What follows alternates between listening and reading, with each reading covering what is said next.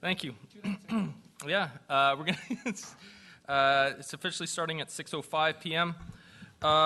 Before looking for approval, I just need to do some amendments to the agenda. 3.4 is going to be added, which is just a quick update by our CAO regarding bylaw from last evening. And then 3.5 will be an update on administration's budget from last night, correcting the issues around the council numbers that were changed, and then also changing the terminology in the Solar Colwood. So that'll be 3.5. So with the amended agenda, looking for a motion to approve. Moved by the mayor. We'll say mayor. All those in favor? Opposed? Carried. No minutes to adopt, I don't believe, do we? No. Okay. So we'll skip over that. Old business, 3.1, general operating core budget review.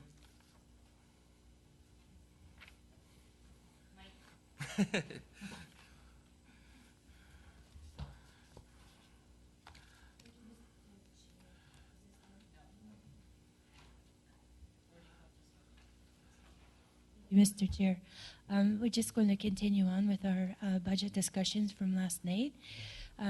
We will be providing you with an updated copy of the budget summary because we've had to make some changes to the administration budget, the finance budget, and the terminology for Solar Colwood. So those are coming at some point. Great. Actually, might as well stay up there. 3.2, projects with funding sources revised. Is there any updates on that we need to address? No, not at this time. 3.3, tangible capital assets with funding sources revised. Not at this time. Okay. Thank you. Then I will go to 3.4, which is bylaw update. We'll go to the CAO. So, Mr. Chairman, I did approach bylaw, and I did approach the union about looking at being able to renegotiate scheduling of bylaw officers, and the union is open to it. We already have one version, but I'm going to be working on another, so this is hopefully going to go somewhere. Excellent. Great. When would you suggest, should we just hold off for now before we look at approving the bylaw budget, or when do you suggest that we bring that back to this committee? Well, I think that in terms of getting a schedule that'll work, it's not going to be done overnight.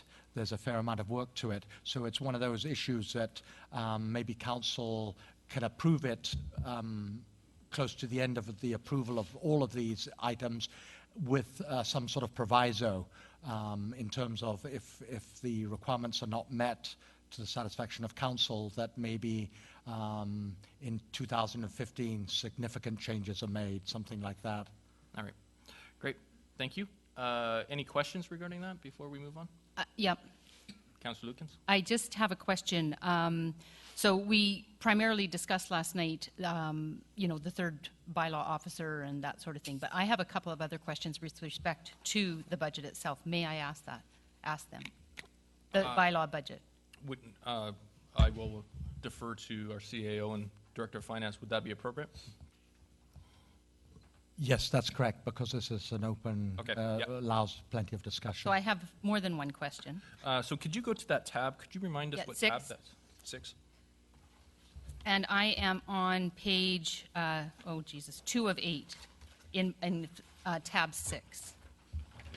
And I'd like to understand the explanation. The $1,000 had been removed as there was only $75 spent in 2013 and $250 in 2012, but the CAO said add it back in. I'm just trying to understand what this all means.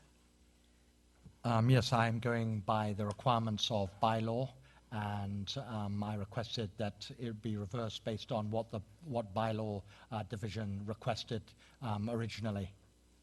But if they're not spending that much, why would we budget that much? I think what one has to look at here is they're responsible for their budget.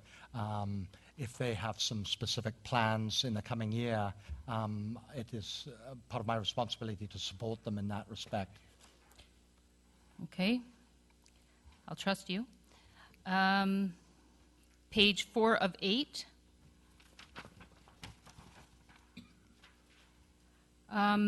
We purchased a additional vehicle for bylaw year or so ago, and I believe the equipment that came with it, and we added some equipment. If we were to get new vehicles, would we not just transition that equipment off of that vehicle versus purchasing that sort of thing?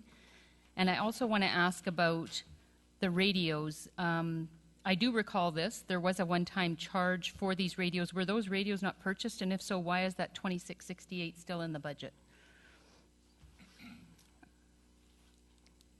Again, Sorry, which, you're on page 4 of 8? 4 of 8, and I'm under general supplies, minor equipment. It says used to purchase special equipment for bylaw enforcement, such as cameras, equipment rack in vehicles, fire extinguishers, cones, etc.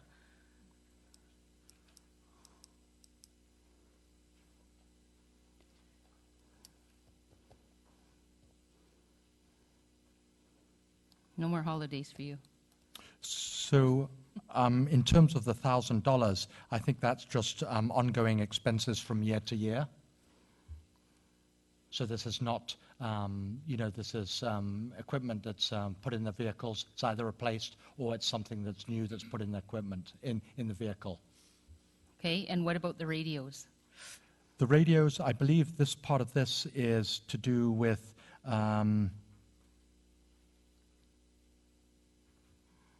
sorry, I'm just looking for the radios. It's right there under that. So in the same comments, underneath the equipment that we just talked about, it says, note, have removed $3,000 from this budget as the vehicle fixture should be paid from the vehicle maintenance budget as opposed to general supplies. And the $2668 for radios was a one-time budget.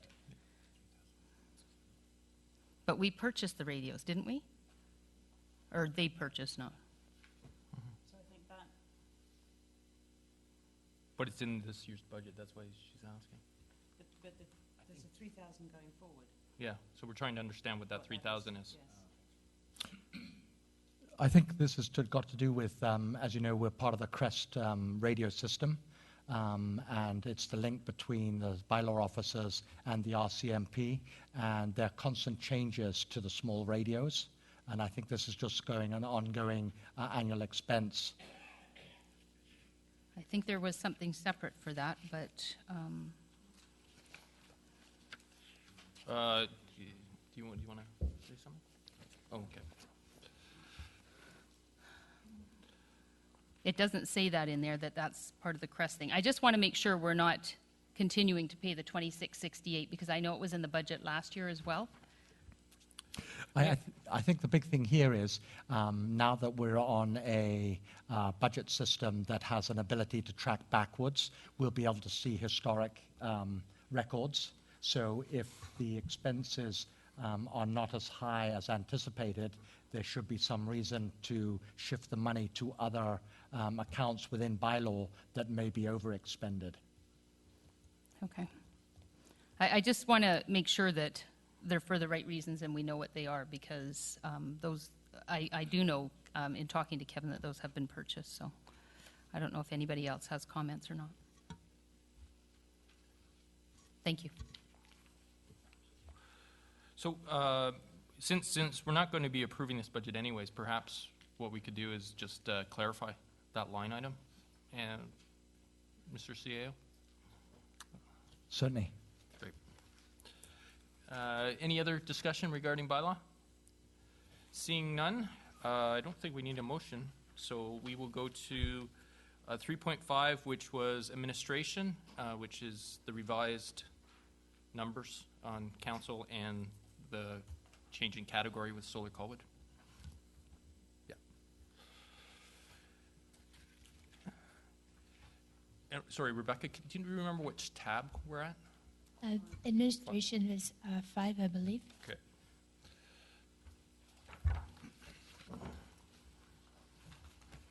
Okay. We've only made a couple of revisions to this budget. One was to put the mayor's salary back in. So I'm sure she'd like to be paid. Just a small glitch with that. We've also amended the description for the solar installation charges and professional services in Solar Colwood. As well, we moved some debt out of this budget and into the finance budget. So you should have an amended administration budget in front of you now. Yep. Are there any questions by committee regarding that? Oh, I'm sorry, Councillor Sullivan, then Day. Thank you. Through the chair, I was just wondering what debt we transferred out of admin and put into finance. That was the debt for Bear Mountain. It was just an oversight. All of the financial related items have been moved into financial services, and that one was just missed. Councillor Day? Thank you. Just looking at the forecast for 2014, it's lower than 2013. I'm just wondering why that is. And 2015 is lower again. The administration budget includes Solar Colwood, and this program is ending in March of 2015, so we will see a decline in those costs. But for council, sorry, I was looking at the total council. So I know we had amended the salaries and Yeah, that's right. just the, just looking if we've amended the benefits stayed the same. The total is now for 2014 forecast at $129,826. And the 2013 amount is $132,380. And then it's also declining in 2015. Yeah. Just a sec.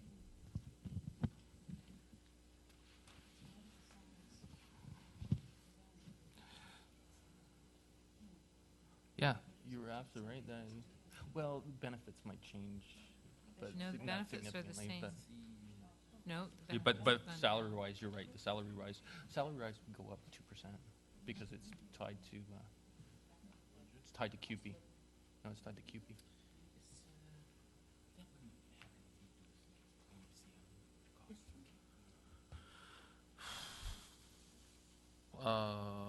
Well, but see that? See, these numbers don't, those numbers shouldn't change. The council numbers should, but they're going down too. Yeah. Do you guys see what we're talking about? Do you see the issue that we're talking about? So going down about 3,000 a year. Yeah. I'm sure there is a logical explanation.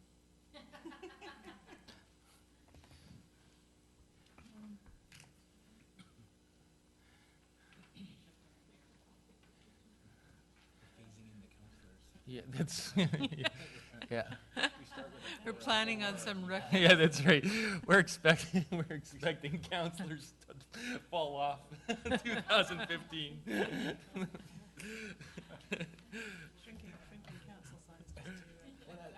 You start 4 in December, and then you add another one in January, and then another one in February until you're.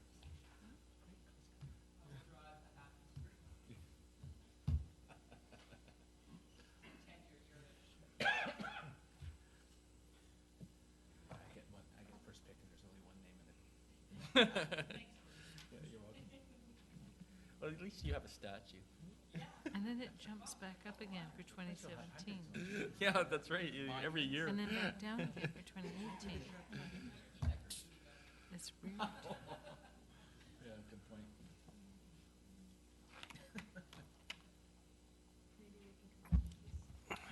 Yeah. Yep. It looks like it has to do with your conferences, FCN, UBCN, and AVICC. Sorry. It has to do with your training and conferences.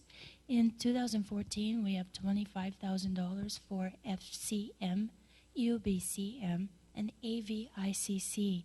And it looks like one of those must be a one-year only thing, and so it's removed from the budget. But if you look at the line salaries, the salaries go down. Well, I thought you agreed to pay cut.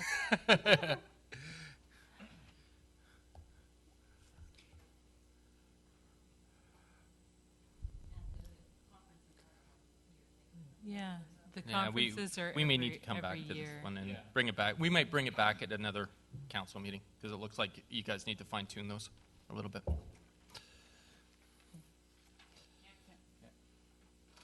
Excuse me. Yeah, suddenly, all right, moving on to new business. 4.1, engineering.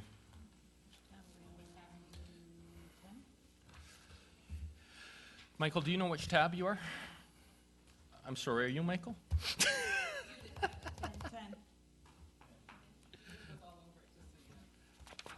I didn't ask you to. Councillor Cullington, I know she's wise and wise beyond her years.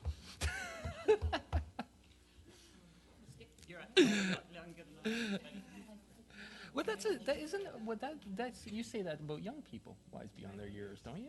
It's not meant as an insult. It's for young people. Are we ready to fly? No, yeah, I'm waiting. I'm waiting for Michael. Okay. Michael's up. A change you might have noticed in this budget is on the memberships, where there appears to be a big change in the budget, but this is all items that were budgeted elsewhere, brought together into one unit. So all of these things have been budgeted in past years. And the training has been increased. Now that we have a deputy engineer who's taken charge of training, we're actually going to get a lot more training done. As you can see in the past performance of that budget, it's been a bit spotty, and we need a much more rigorous training schedule to make sure that people don't miss training that's vital for them to be able to perform in their capacity, such as we need regular training to upgrade for mapping purposes. And I think most of the other budgets are very little changed from previous years. And not very significant amounts.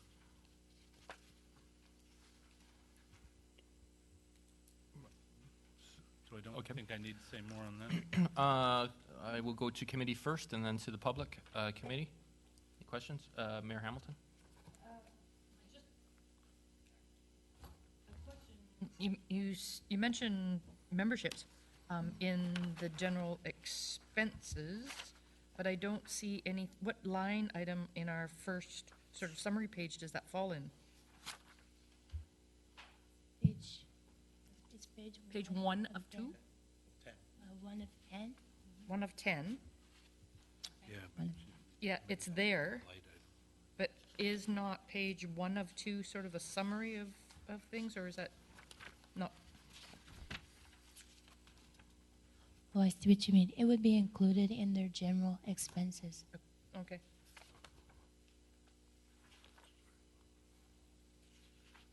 Councillor Sullivan. I keep wanting to, you know where I want to go with Harvey is what I keep wanting to, Sullivan. Identity crisis continues. Thank you, through the chair. Chair? Yes. With respect to the coastline erosion study, we've got $75,000 in 2014. I'm just wondering what it is we're studying, because I thought we've already got provincial government studies on this. We've done 4 other previous studies. I just don't know what we're Sorry, doing here. Which page are we on? We're on page 2 of 2. Special projects, close to the bottom, 1, 2, 3, 4th up from the bottom. Coastline erosion study, 75,000. Yeah, we discussed that earlier under special projects, last meeting. Yeah, I know, I forgot to ask.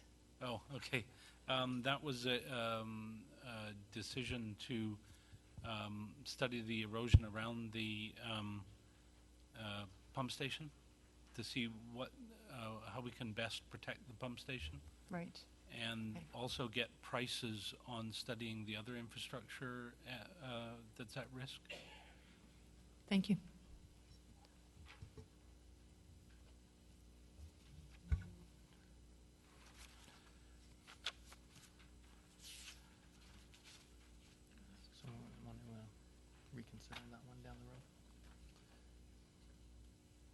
Any other discussion? I'm sorry, Councillor Day? Thanks. I'm just curious about, where'd my line go? Just had it 2 seconds ago. Oh, on page, goodness, it says 1 of 2 again, but it's the second 1 of 2. It says emergency management auxiliary power, which I understand we've pushed out to 2015 for 175,000. That was the generator. But then underneath that, it doesn't have anything, but it says unallocated. So I just don't know what that means.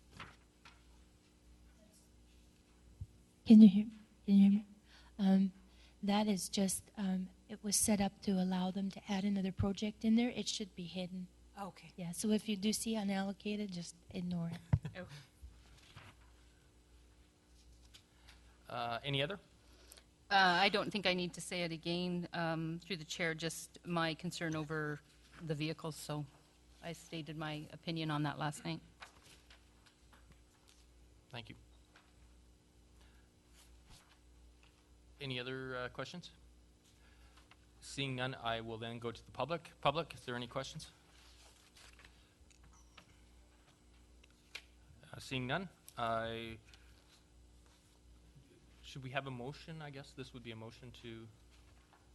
That's correct, Mr. Chairman, based on what we did last night. Yeah, could you help me with the wording, just how much- that motion should read? How much is it worth to you? I think I could help you. Let's see here. It's worth a lot to engineering. Oh, I'll get you. Use your mic, please. Oh, yeah. Recommend to council that the engineering department budget be approved as presented. Great. Any discussion? Seeing none, I'll call the question. All those in favor? Oh,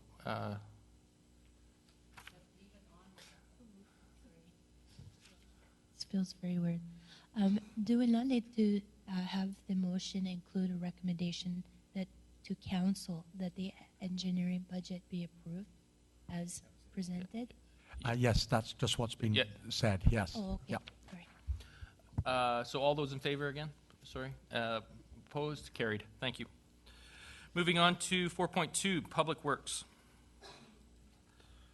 Tab 11, I'm assuming? Yep. The Public Works budget is actually down overall compared to the previous year. So that is, I think, a remarkable job by the Public Works personnel. And most of the budgets remain very close to the same as they were before. We do? Okay. So there are no surprises in this one. Okay. Councillor Logan, then Councillor Day. And then Collington. Thank you, Mr. Chair, through you to the Director of Engineering. So the branch drop-off would be included Yes. in this budget. So it was a bit of an issue last budget cycle about the staffing for the branch drop-off at overtime rates, and there was supposed to be some action taken throughout the year to rectify that situation. So I was wondering if that has taken place. Mr. Chairman, a direction was given for Public Works to draft a report for it to come to council, but because of other issues, the report didn't come forward, unfortunately. So the issue is still outstanding that in the 2014 budget, branch drop-off is still as it was in 2013 by regular employees that are brought in at overtime rates. Okay, thank you. I appreciate that. I guess then my preference would be to use the same mechanism that we use for municipal enforcement and hold off approving, because that was direction that we gave a year ago. That's fairly simple to rectify. I understand there's some suggestions, and it hasn't happened, and it's a large cost item, and the principle of paying overtime, twice a month to run a predictable program is irritating. So to me, I'm not willing to approve this until we at least have that discussion either with the union and have some action taken actually on the subject. Thanks. Councillor Day? Thank you. And I concur with Gordy's thoughts on the branch drop-off program. Very valuable program, but we want to run it as cost-effectively as possible.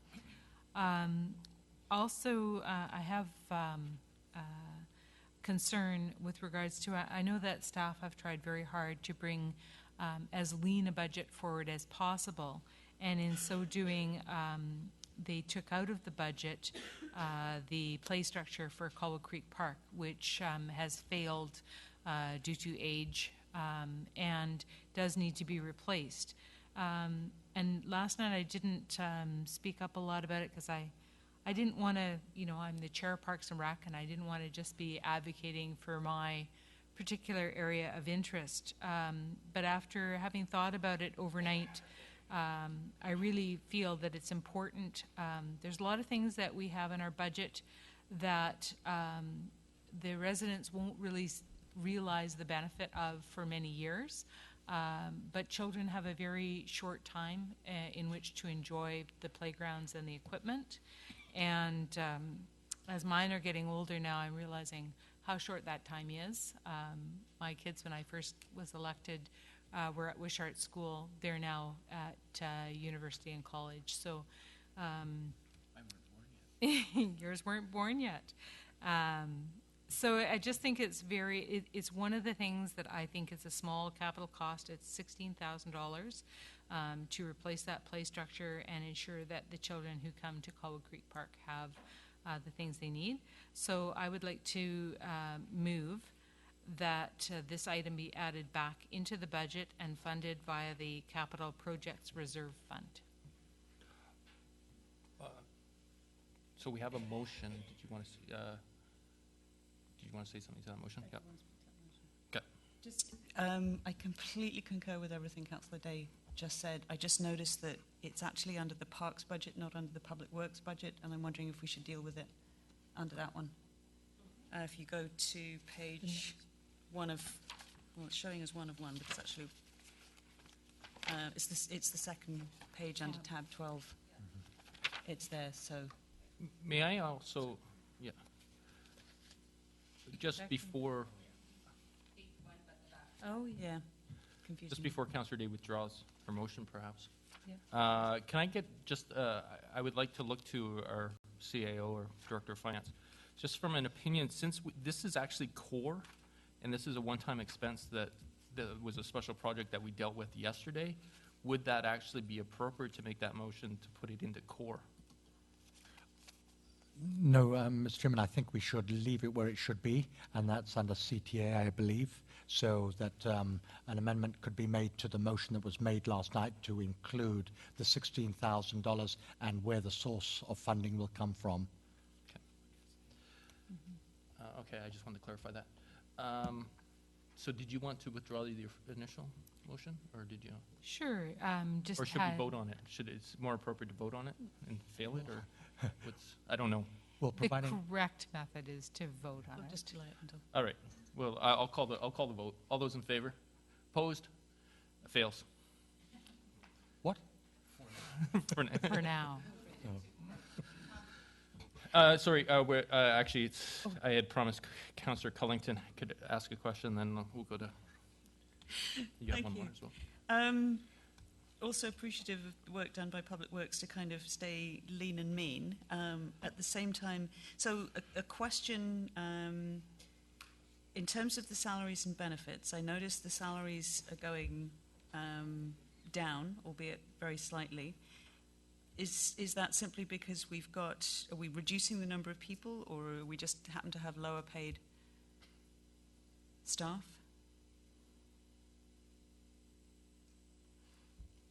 I can answer that. We had 2 people retire in this last year, and we also have 2 employees that have gone into long-term disability. So we no longer have to include their wages in the budget, but we also hired on 2 additional staff in Parks and Recreation. So you will see that it has gone down slightly, but full staff complement is provided for. Okay. That's good. I just wanted to make sure that, as we're a growing city and as we grow the amount of, the number of roads that we need to look after and all of the rest of it, that we're not trying to do more with less. I think we need to kind of, looking forward, we need to make sure that we are allowing our public works staff to grow as needed to cope with the additional infrastructure. That's all I wanted to say.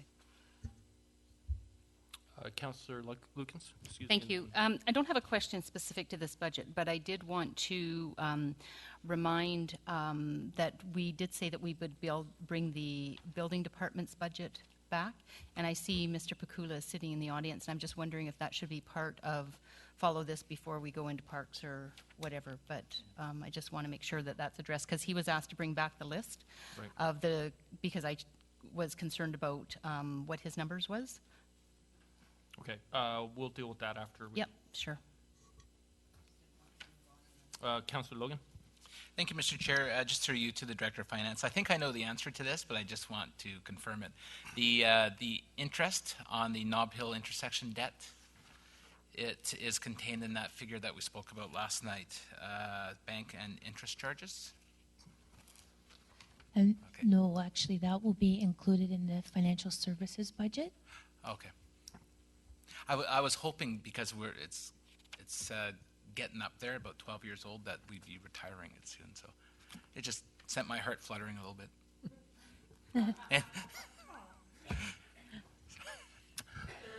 Any other questions? Seeing none, I will go to the public. Public? Seeing none, did you want to make a motion to defer? Is it about the branch drop? Yeah, I would move that we defer the Public Works budget until more information is provided on the branch drop-off. Is that specific enough, Chris? Yes. Thank you. All right, any discussion? Seeing none, I'll call the question. All those in favor? Opposed? Carried. With permission of the committee, I would like to create a 3.6 as suggested by Councillor Lukens and just go back to the administration department summary. Is it, no, sorry. Building. Building, sorry, to building inspection department forecast. Do I need a specific motion to that, Chris, or is that okay just to do it like that? No, that's perfectly, okay. All right, Flo, would you like to step up and maybe walk us through it? Does everybody have a copy? Was copies available for public? Oh, is this confidential? Okay. It's an inside worker. Well, so what can you say then in public? If You this can is a say what you like, it's just that some of the information might be proprietary. Okay. So don't blow it, Flo.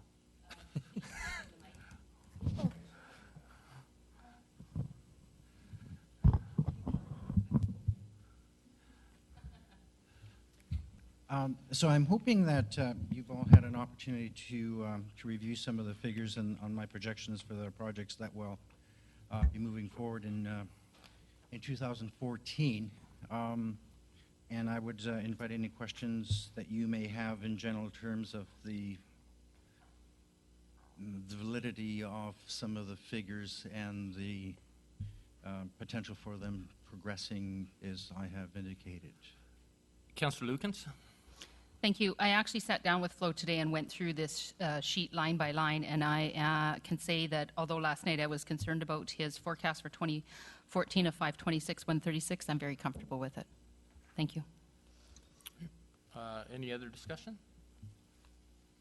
All right, seeing none, I don't know how much the public has, oh, sorry. Public, did you have any specific questions?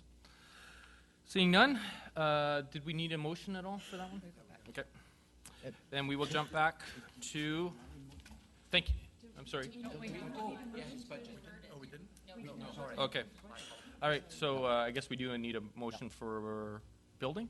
For What building, was the building? that's correct. Yep. Building. Councillor Day? Okay. I would recommend to council, move that we recommend to council that the building inspection budget be accepted as presented. Any discussion?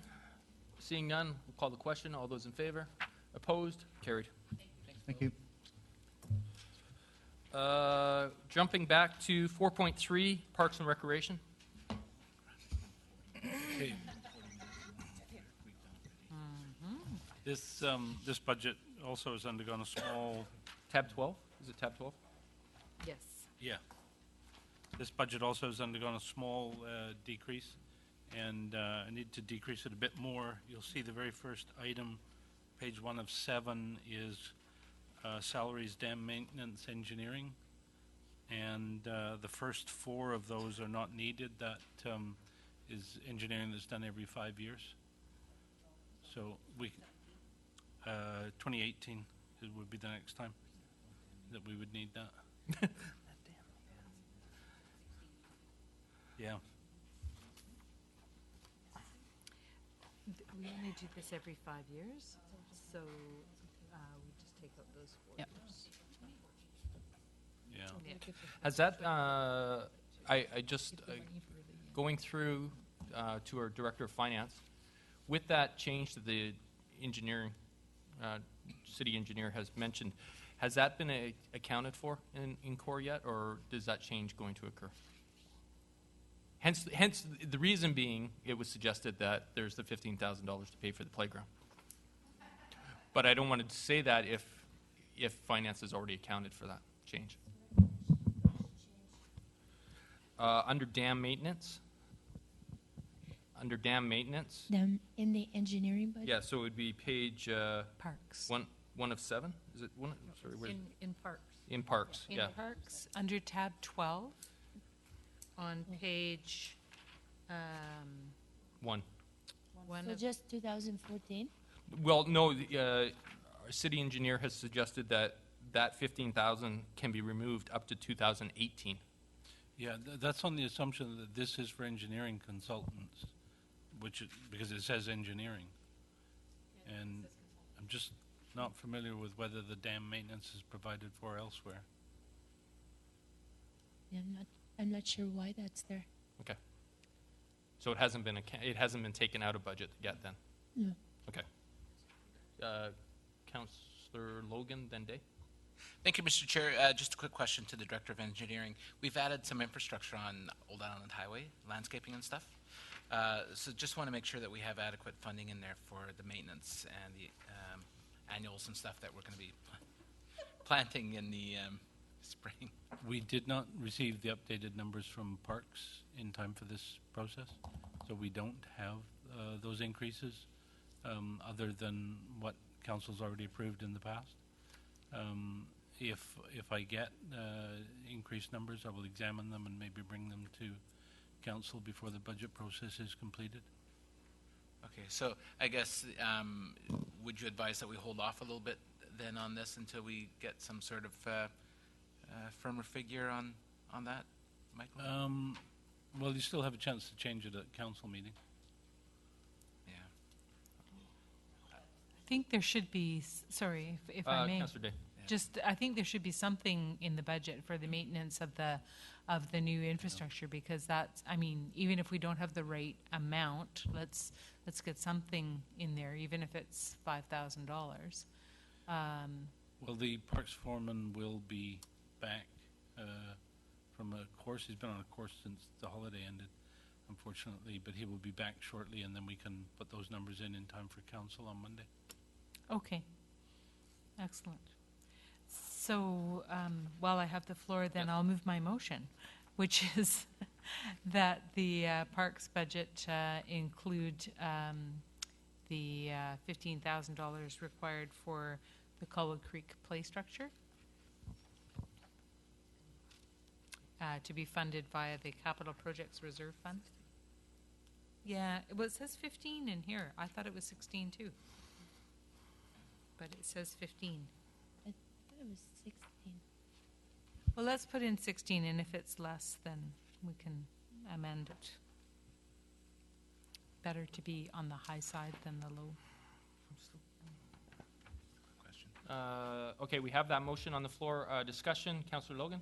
Thank you. Just wondering if that's enough, because those play structures are quite expensive, and to have something of some quality. I'm wondering if we should look at something more substantial, because there's also installation costs too, I would believe, that would be included in that. That estimate comes from the Parks foreman Is it? Okay. for the item that he discussed at the Parks Committee. Okay. I go Mayor Hamilton, then Councillor Day. Well, just in conversation following Councillor Logan, on page 3 of 7 of that forecast, at the bottom, it says Parks and Playground, minor equipment, general supplies, Parks and Playground, a $25,000 allocation, which follows through on the next page, but there is a notation saying not charging special project work to this account any longer. Do we have the $25,000 there, yes or no? Is that for equipment and what?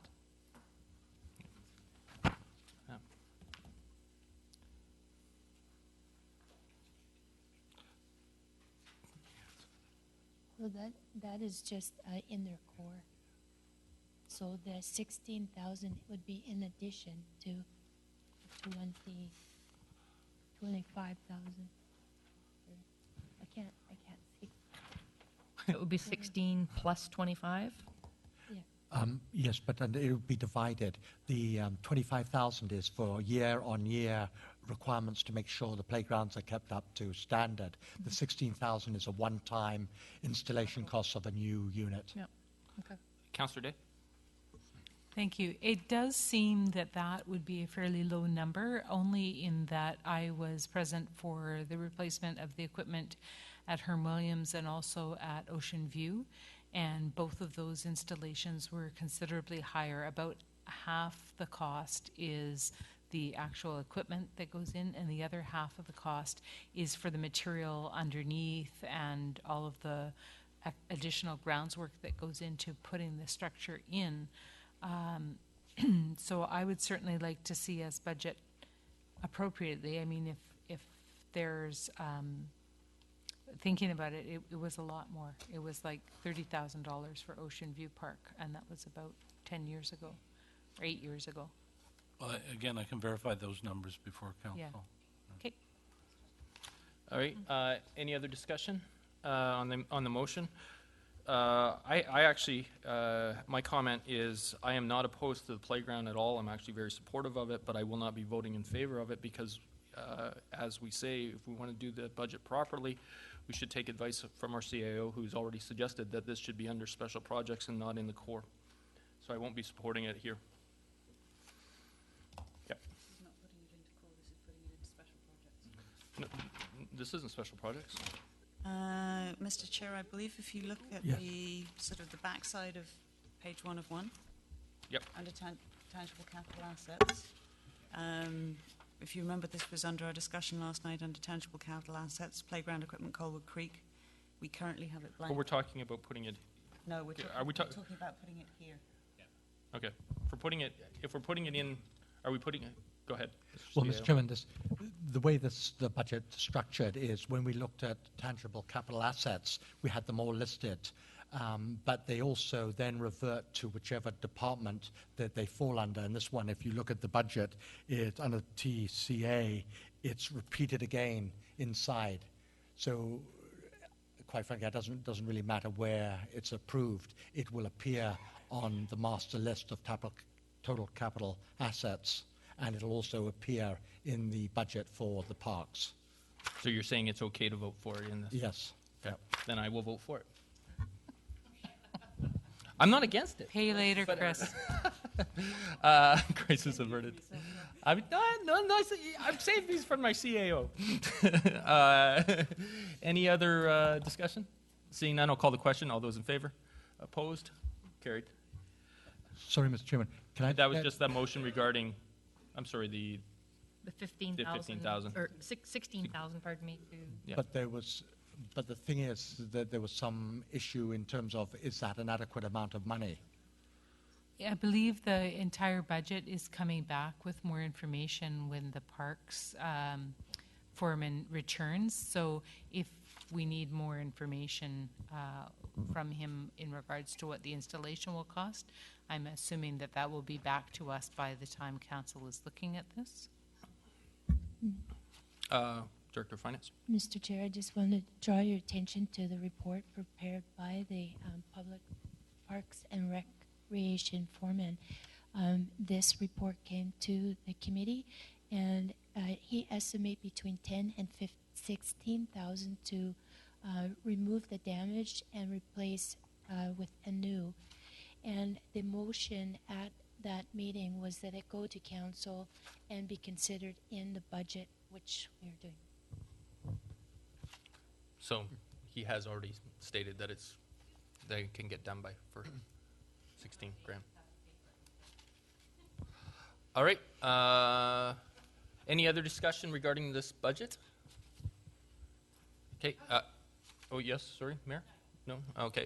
Going to the public then? Public? Comments? Okay.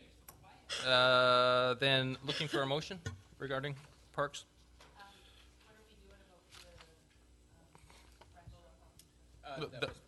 That was public.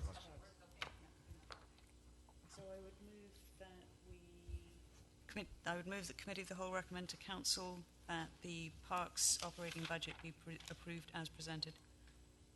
All right, discussion? Pardon me, as amended, yes. As amended. Councillor Day? Sorry, there's only one deficiency, and that is in regard to the boulevard maintenance that we don't have the answer for yet. Right, we can hold on. So I think we were planning to hold on. Now, the only question is, do we hold on to it? We can just recommend we bring this forward to council and then get that information and make an amendment at council, or we could not approve it yet, but then I'm just wondering where that leaves us with the process. Councillor Lukens? Thank you, Mr. Chair. I guess I would rather defer it because then it doesn't fall off the slate and we remember that it needs to be put in there. I guess what's surprising to me, if we've gone to a lot of time and detail to do all of that work along Souk Road, and it just to me should automatically be part of our budget, that if we install it, we should maintain it. So this is baffling to me, but that's just me. Councillor Day? Sorry, I think they're just used to having to maintain the things that we put out there without budgeting anything extra. So I think that, you know, they do it so well. Okay, we have a motion. Director of Finance? Thank you, Mr. Chair. I just wanted to point out that the Boulevard budget, they have, over the past few years, had about $30,000 in the budget. I spent about $23,000. It does look like they have added approximately $4,000 to what they have been spending in the past. I don't know if that is sufficient for the Old Island Highway materials, flowers, bedding plants or not, but it does look like they have made a provision. Thank you.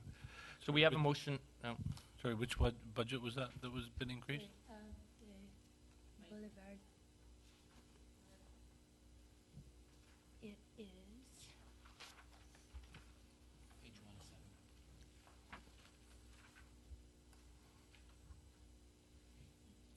107. And then on the next page is his actuals.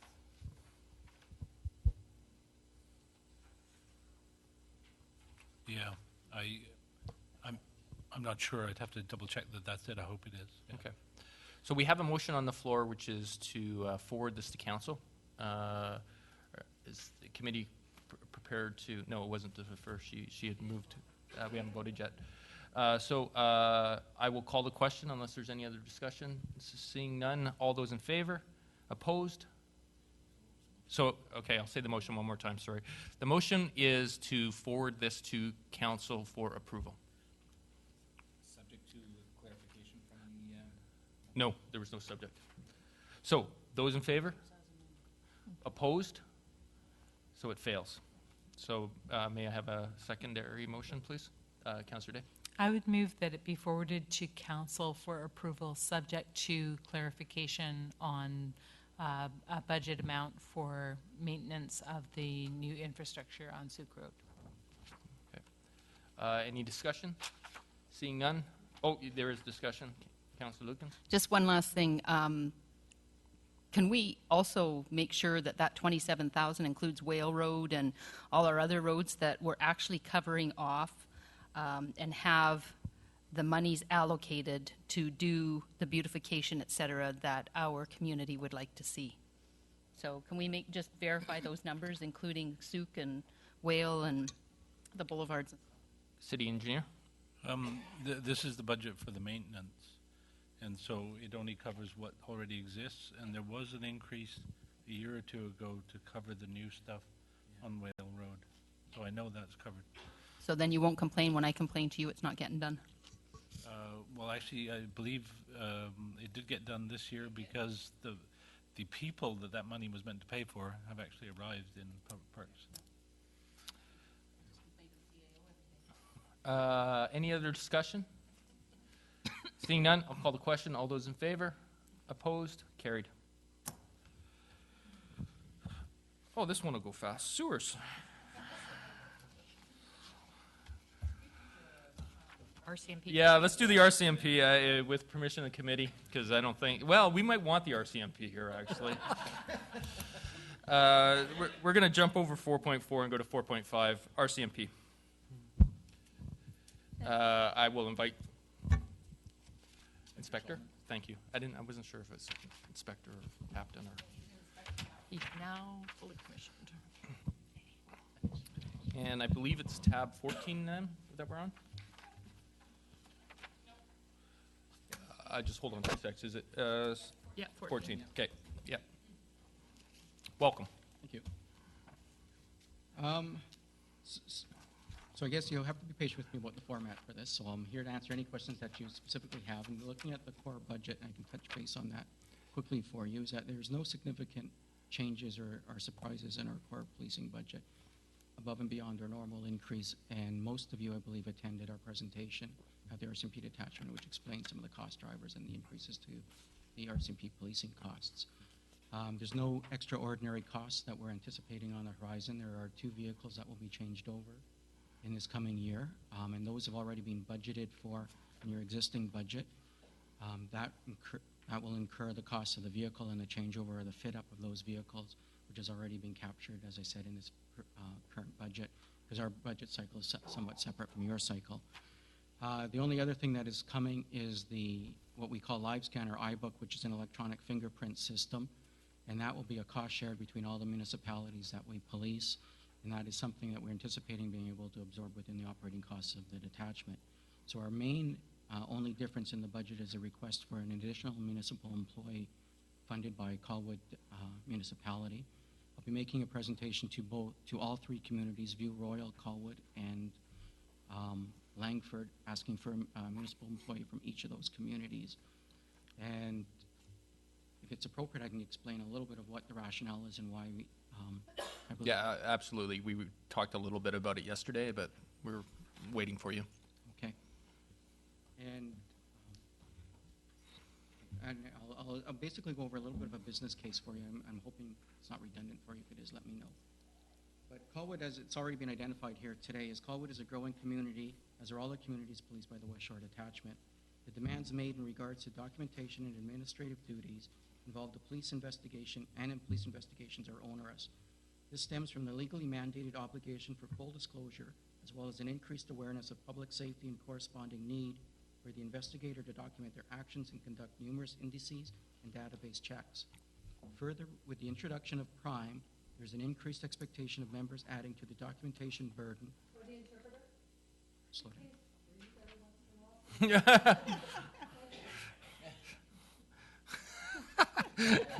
Wow. I got put in your place.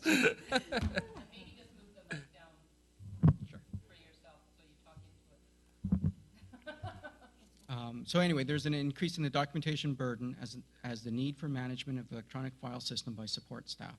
As part of full disclosure, the courts expect a detailed and complete package to be presented to Crown Counsel and the court system. This typically involves transcribed statements, indices, checks, and full documentation. A typical file being processed for court will pass through the hands not only of the investigator, but the supervisor, watch clerk, prime coordinator, transcriber, exhibit custodian, court liaison worker, and CPIC clerk. The The hard paper file will also have to be filled and handled by each of these people and filed by the records worker in the file room.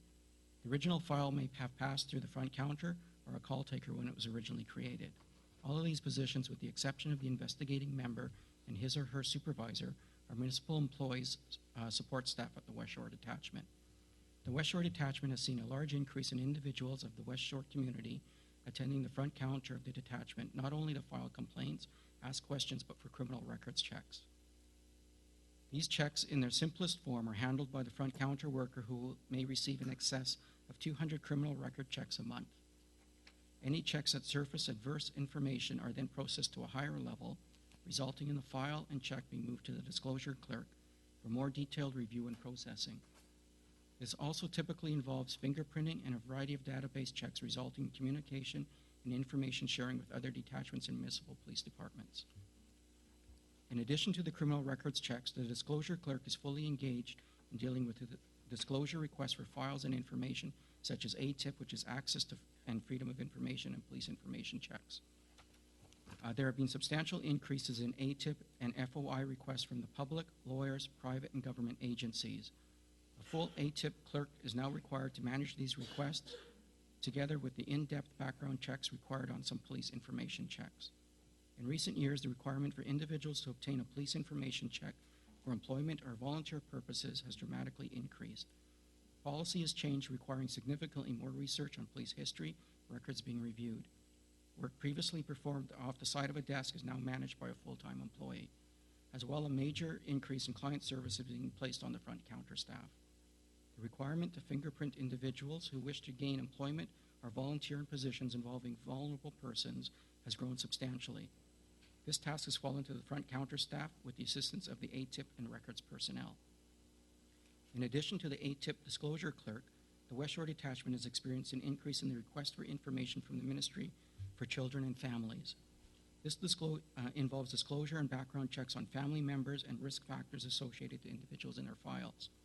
The West Shore RCMP is tasked with providing this information to them for a jurisdictional area, and the Major Crime Clerk, along with a full-time member, are tasked with providing this timely and critical information.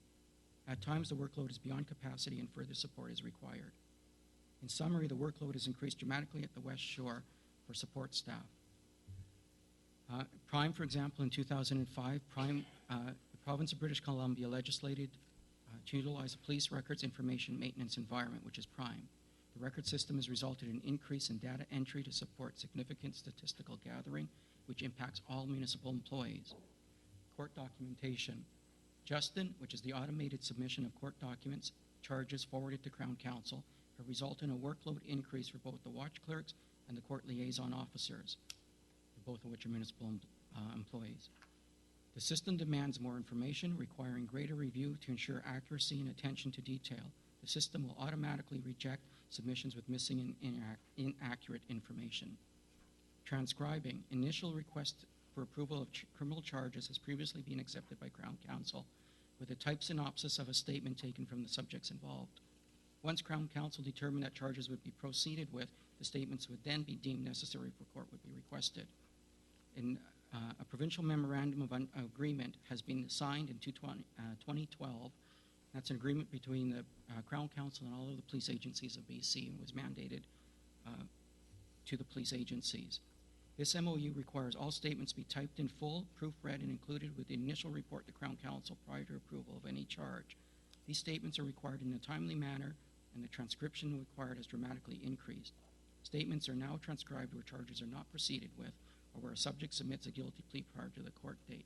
So whether or not we anticipate it's going to go forward, if we submit it to Crown Counsel, we have to transcribe the statements.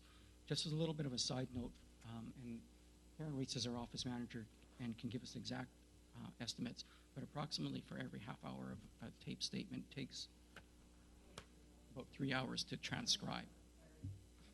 So a significant amount of work has come as a result of that memorandum of understanding. In 2012, Operations Communication Centers on Vancouver Island ceased to accept incoming calls of a non-emergent nature for detachments having 24-hour support staff coverage. Any CPIC input required was also added to the duties of detachment personnel, which fell to the West Shore Detachment. CPIC duties for the watch clerk has significantly increased. which includes narrative messaging, missing persons, stolen vehicles, and all of the additions that have to be added to it. Call-taking duties have fallen to the front counter clerk, which has substantially increased the number of daily files required to be opened while still attending to the clients at the front counter. And as I said, access to freedom of information requests have substantially increased, and I'll give you some of those numbers in a moment. The watch clerks themselves have been mandated by the province of British Columbia that submissions of all files by regular members through Prime be managed on a 24-hour basis. At West Shore Detachment, the watch clerks are responsible for ensuring files are transcribed from the vehicles to the appropriate supervisor to ensure all policing requirements are met. It is mandatory that the watch clerk positions are staffed at all times and that coverage is provided for all vacations, banked, and sick leave. West Shore Detachment is open to the public for administrative requirements from 8:30 in the morning to 16:30 hours or 4:30 p.m. Monday to Friday. The West Shore Detachment has always prided itself on providing a high level of service to the community and citizens we serve. An example of this is the criminal records checks. These are vital to many who volunteer and coach in the community youth looking for employment. Currently, the West Shore Detachment strives to have these completed and returned to the individuals within 2 weeks. Many detachments are struggling under this burden, and criminal record checks can take weeks to months to complete. This is one area, for example, which is in danger of seeing a decrease in service if insufficient resources or if sufficient resources are not available to continue process and manage its high work capacity area. This will result in long delays impacting volunteers, employment opportunities, and other agency requests for information. Further, the ATIP disclosure requests are crucial. Both criminal records checks and disclosure issues have large impacts and effects on the citizens we serve.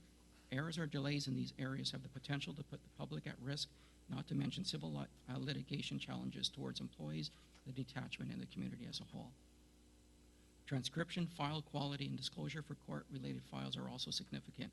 Delays in a fully detailed Crown Counsel package, which are mandated to include transcribed statements, can result in legal challenges and dismissal of charges.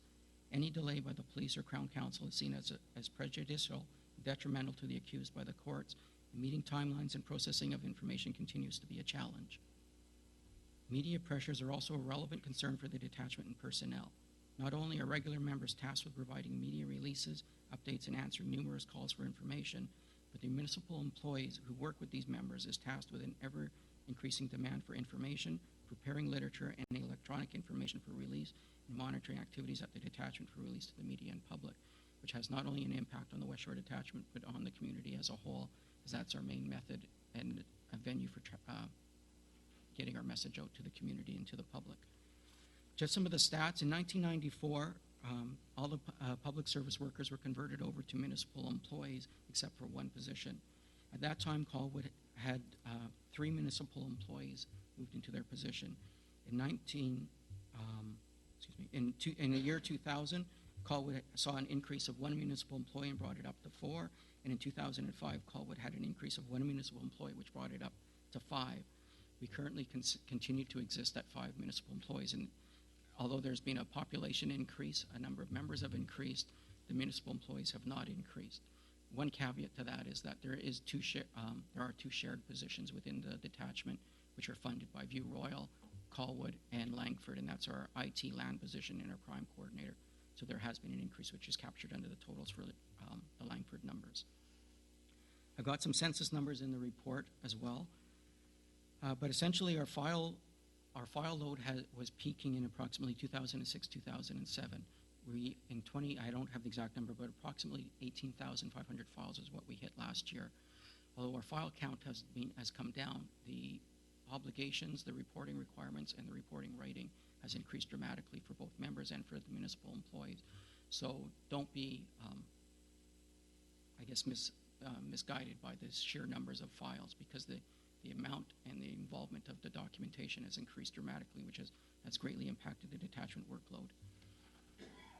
Further, there's a number of issues that affect the West Shore Detachment. We have major highways, we have the hospital, but just dealing with the municipal employees themselves, for the disclosure requests that we receive,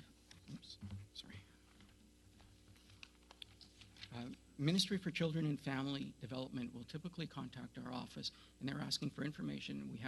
We assign our municipal employee who has to do a full, thorough research of all of our databases and the hard files to find out what an individual may have any contact with the police on. Ministry of Children and Families will often contact us about child placement issues or if they're involved in an investigation dealing with a file. In 2010, we were dealing with, on average, 227 files of those types of requests. In 2013, I'll give you 2012, we had 310. In 2013, as of beginning of December, we had 439. So it's almost doubled in 3 years. Non-MCFD requests, which involves requests by law firms and requests by ICBC and other police agencies. We had 170 of those types of requests in 2010. In 2012, we had 402, and as of December of 2013, we had 555. So significant increases, and any one of those requests can bog down our ATIP and municipal employee for a day or more, just doing one of those requests. So what we've seen is we've seen significant increases in the workload. As a result of that, what has happened is we've been utilizing 2 casual workers full-time. Those people are being funded, and ultimately Colwood, as well as View Royal and Langford, are cost-sharing those casual positions. What they do, however, is that it doesn't allow us the long-term opportunity to plan for those people to be trained and for us to retain retention, because we can't guarantee them work. So through my reports and presentations to all 3 councils, I'll be asking for 3 additional people, which will regularize 2 of those casual positions and actually see us only increasing 1 body in the detachment and 1 additional ME in total. And that's why I'm here today, is to make that request. Thank you. I will go to committee. Is there questions? Councillor Sullivan, and then Mayor Hamilton. Thank you, through the chair. It sounds as though a lot of the increases in workload is a result of the provincial government introducing legislation and making it mandatory that you provide more information in a better format. Is that a safe assumption? Yeah, there definitely is. There's more legislation mandated requirements for us. Okay, so I'm familiar with what provincial government ministries do when they're trying to cut costs and they introduce chargebacks for services. And I'm just wondering if that's something that's been contemplated at West Shore RCMP, is whether or not we can charge back to the provincial government for providing these services. At my level, no. And that would be a discussion, I suppose, for council and province. There are some discussions happening at the detachment as far as potentially some cost recovery for some of the services we provide to the community, which will present at a future date to council and to the Protective Services Committee for consideration. And that's for involving costs and recovery for some of the work along the lines of criminal record checks and some of the other information that we're asked to provide to the various agencies and groups. Okay. Thank you. I just think it's something worth considering. Mayor Hamilton? Yes, just in the paperwork provided to us, I'm looking at page 2 of 4 under the forecast of general expenses on the item that says RCMP reader salary for $20,000. Reader salary definition? That would be, if I'm not mistaken, that's our prime coordinator. It was originally as what was termed as a reader, but it's the title now is prime coordinator. That's a cost shared position. So that's your share of that cost. And then further to that was a $45,000 allocation towards relief workers, RCMP. And that I'm making, I will have to make an assumption, is your share of the casual employees that are utilized. So of the 2 casual employees that we have working full-time, Langford costs those back proportionately to the View Royal and to Colwood, and they pay their share. And what I should note is, my understanding is we have approximately 6 weeks of true casual employees that we can use, but through discussions with Langford, what they've said is continue to use our casual employees, cost shared back, and the savings are basically every year because of shortages and vacancies on the regular member side. That recovers some of those costs for the communities. Thank you. Councillor Day? Get to my mic for paperwork.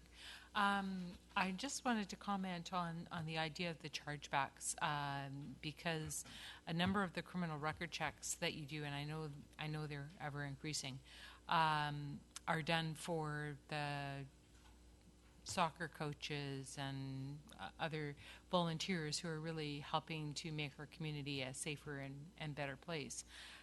So I would be pretty reluctant to hear of chargebacks for them. I know that you have a fairly loose policy in terms of who you do charge for. I mean, people who are looking for a criminal record check to help them with their employment. Some people can afford to do that, and some people cannot. And I know that it's been managed, I think, quite well for especially youth who are getting started. But I think it's really important that when we're talking about the chargebacks here, I think we're talking about putting it back to the provincial government in terms of if they're going to mandate, a very expensive system, and restorative justice is another area where this is a problem throughout the Capital Regional District because they're saving money in the court system to do restorative justice at the expense of municipalities trying to foot the bill to help pay for all the paperwork that's required for that.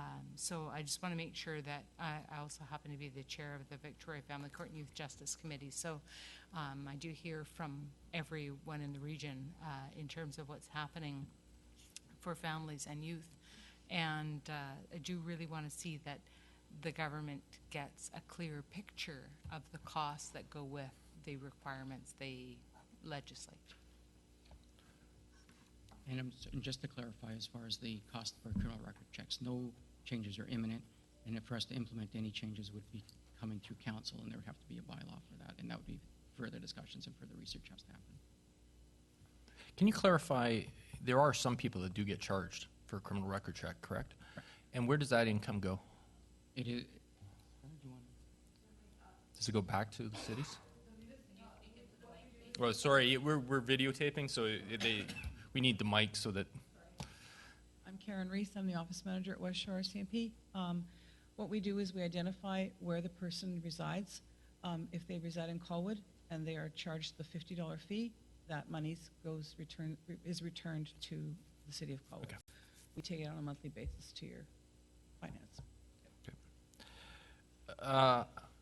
If there's any other question, I just have a couple. Looking on the last page, page 4 of 4, the last two items, the RCMP Annual Crime Prevention and Bike Patrol and the Community Liaison Officer for Schools. Specifically for Community Liaison Officer for Schools. That looks like that just started in this last year. Because there was no. I'll introduce the staff as they come up. This is Corporal Rocklick. She's in charge of our community policing section. Hello. My understanding is that we have usually per year received a check from, after putting in a letter to council requesting funds for community policing projects, community policing initiatives, bike patrol.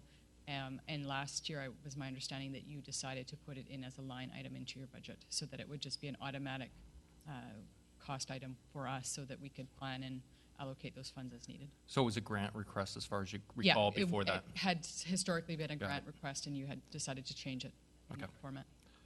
Okay, okay, that makes sense. That's why I was wondering why it just suddenly showed up. The other question, just general question I have is you talking about going from a tape recorder to transcribing. Is there any legislation or anything around like using technology to transcribe versus like, for example, Dragon Speak or other programs that are out there versus using staff to translate? No. Or transcribe, excuse me. I think there's lots of attempts, but the reality is when we're dealing with individuals and the quality of those tapes are usually fairly poor. We're often dealing with people in high states of emotion, crying, and that's why it takes for a half hour, 3 hours to transcribe it, because it's back and forth trying to decipher what is they actually saying on that tape. Okay, well, so it's not the officer just recording notes. It's actually, okay, got it. That's all my questions. Any other committee questions? Seeing none, I'll go to the public. Seeing none, a motion? Yeah, motion, Mr. Chair. I'm assuming we need two motions, Chris, one for the additional municipal employee and the other approving the RCMP budget. Is that correct? I think that would be a good way to do it. So the first one will be that we recommend to council the funding for one additional municipal employee. Discussion? So that's a recommendation to council. Recommendation to council. Seeing none, I'll call the question. All those in favor? Opposed? Carried. Second motion, Councillor Logan. Then I move that we recommend to council the approval of the RCMP 2014 budget. Discussion? Seeing none, call the question. All those in favor? Opposed? Carried. I think maybe what we'll do is just keep going. Oh, no, I guess it's just finance, fiscal, and sewers. So what's the pleasure of this group? Would they rather go back to sewers now? Okay. Could you please stay? Okay. Kidding. 4.4 sewers. Director of Finance. Actually, does this committee need a break at all? Okay, actually, we'll take a 5-minute recess. That was a lot of translating there for these two.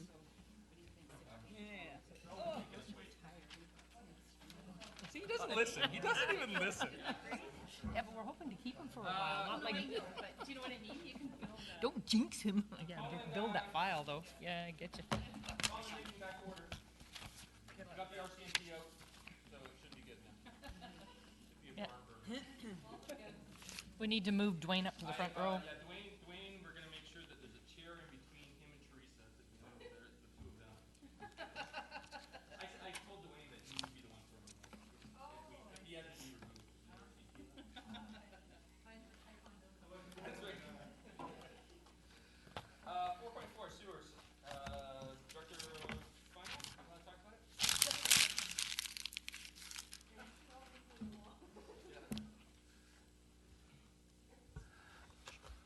Oh, sorry, no, you don't get to go yet. Where are you going? Oh, I thought he was, he's moving to the forward. Uh-oh. Get ready. Armed. Thank you, Mr. Chair. Staff have presented to you two options for the sewer fund, similar to what we did last year.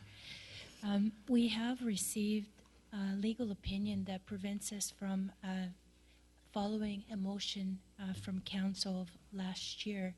So staff option 1 is proposing that we collect the sewer fee from the CRD debt via sewer user fee and a property value tax on the balance. Last year we collected the CR debt in this manner. We're providing option 2, which proposes to collect the $426,000 in CRD debt via a property value tax only.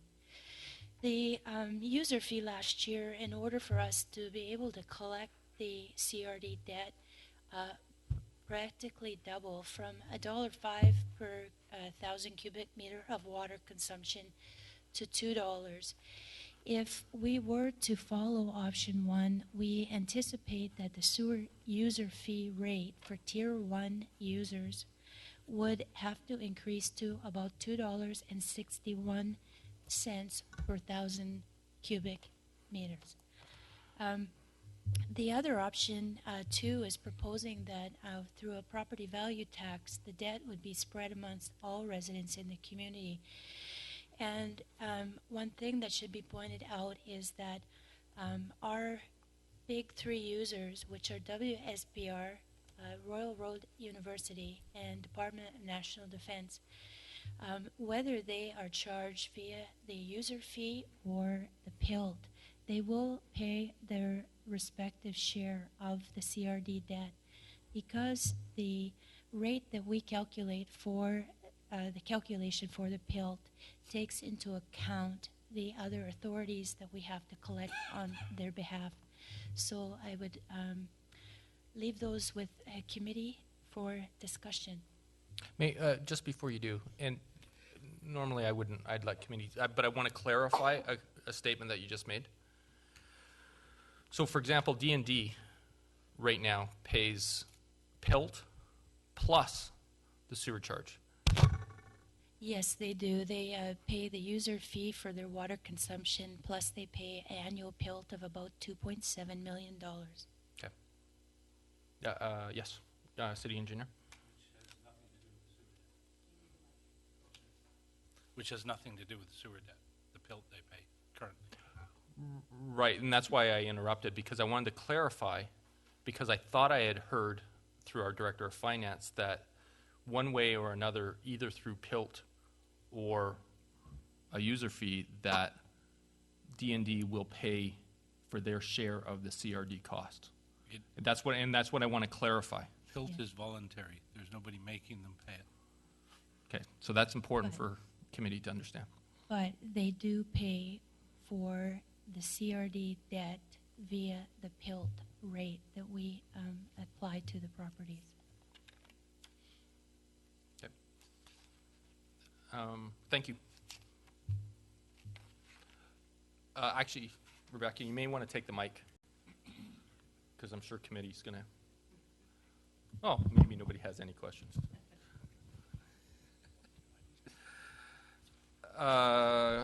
So, I'm sorry, what tab are we on? I got, are We are on tab 13. Tab 13. Thank you. And you're finished with your comments? Yeah, we basically have provided you with the two options, and we've also provided you with some mock-ups of what a tax notice would look like under both scenarios, as well as providing you with the invoices for 2012 and 2013 for our big three, our super users. Okay, thank you. Comments, questions? Councillor Day? Just a clarification on what you said about the PILT, because we've been receiving PILT from D&D since before there was any sewer debt, and that PILT has not increased to pay for the sewer debt, nor will it decrease when the sewer debt is paid off, as far as I understand. The rate that we calculate for it's like a tax rate, essentially similar to how we determine the tax rate for the residential, is that it does include all costs. So CRD requisition, including the debt, BC Transit, all of those authorities that we collect on their behalf. And it's supposed to also include the municipal portion for the services that we provide on those properties.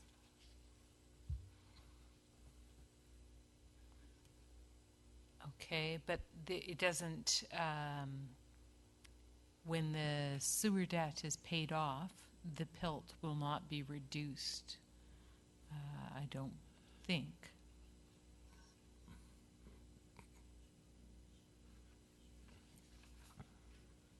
The sewer debt itself is a municipal debt. The CRD debt is part of the CRD requisition, so it's different. So when the municipal debt is paid off, the parcel taxes will decrease, but they don't pay that portion. They pay the CRD portion. Does that make sense? There's city debt and there's regional debt. They pay toward the regional debt, not the city debt. Yeah, I understand that, but I don't, in my time here, I've certainly seen the PILT challenged, and, we've gone through numerous assessment challenge processes, but the PILT has never gone up or down based on a debt, CRD or municipal. Well, it would go up with the CRD debt was new last year, so their PILT would have increased for their share of the 40% that was a property value tax last year.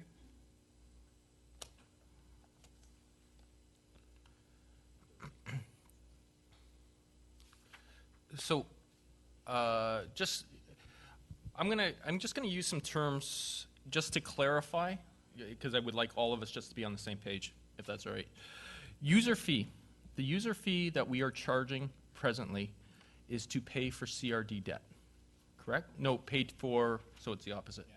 So user fee is paying for city debt.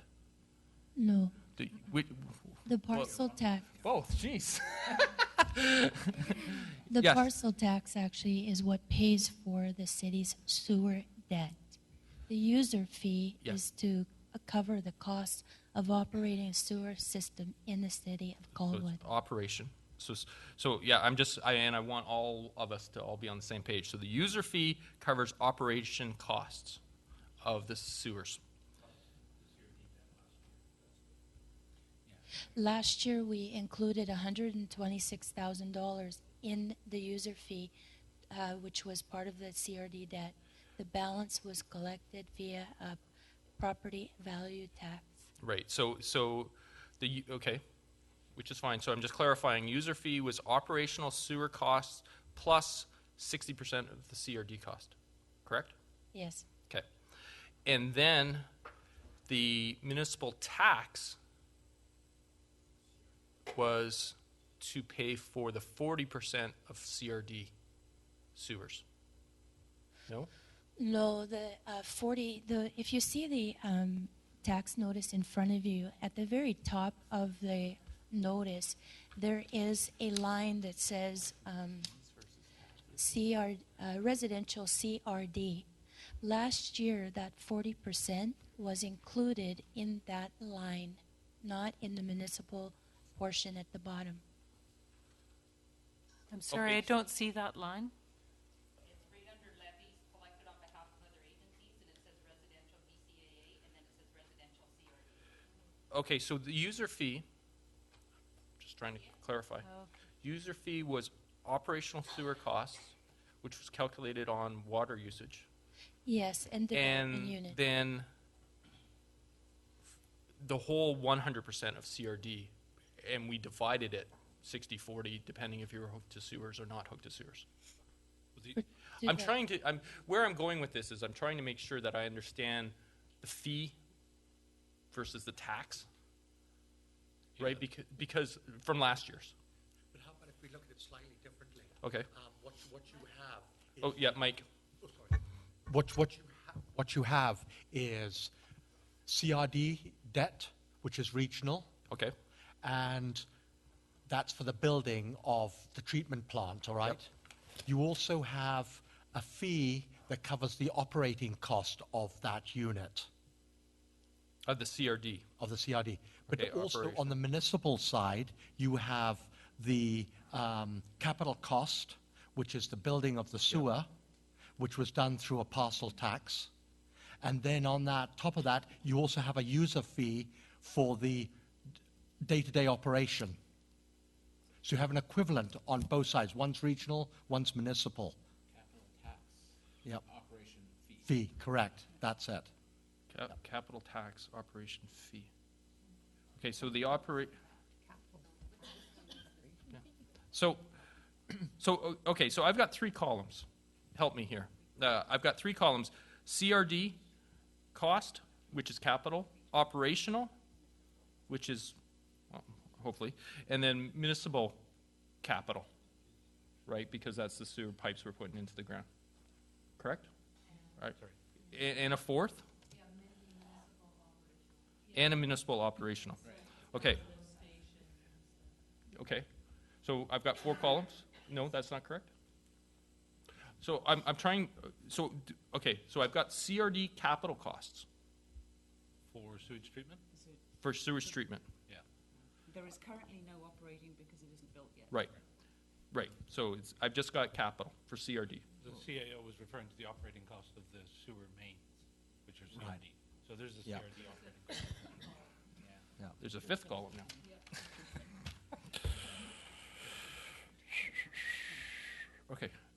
Okay, CRD capital, correct? CRD operational? Yeah, bear with me. CRD operational, correct? Yep, Municipal capital, yep, municipal operational, yep. and what was the fifth one? Trunk, operational. Trunk operational? Well, we already had CRD Okay. operational. So it's only the four columns. Okay. Okay, so I got the four columns now.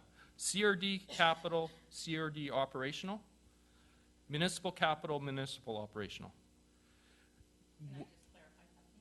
I'm not done. But, yeah. That's the trunk. Yeah, yeah. So, CRD capital. What's user fee, municipal tax right now? What's that being paid by? 2013, it was a mixture. Yeah. Okay. Both. 60% on Both. user fee. Okay, both. Okay, that's fine. CRD operational, there isn't any. Yes, There is, okay, because it includes trunk. Yep. And who's paying for that? Where is it listed tax-wise? I believe that's included in the user fee, is it, Rebecca? We all The trunk costs, operating costs are a tax. They're a tax. The municipal capital costs are a tax, Parcel tax. parcel tax, yeah. And municipal operational, Is the sewer budget that we're talking about, so that's the tax. Too. So that- Sorry, it goes as a fee. that's a fee, The user fee. that's a user fee. And, So it's in the 64. okay. All right. I think I got it. Does everybody got it? Does that all make sense? Does everybody get it? Can I just clarify?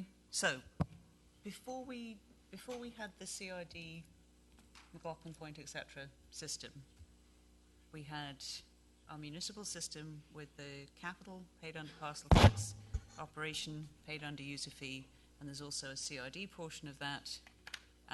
The operation of CRD trunk is paid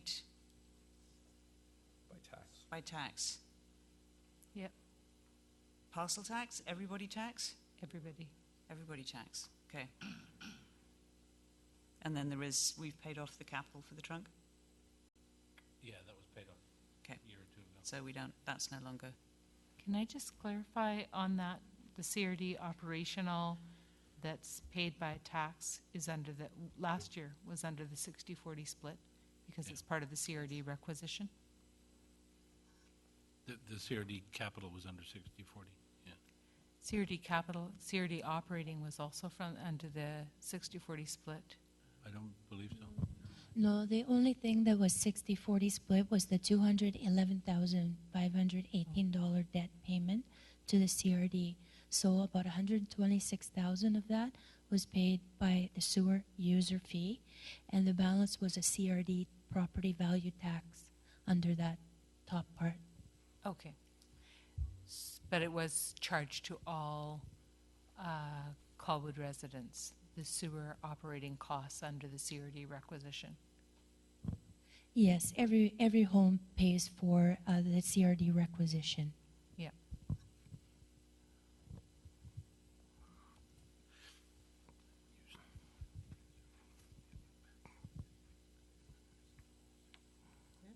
Yeah, I'm good.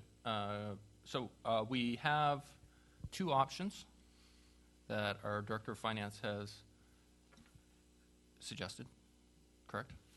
Yes. Which were?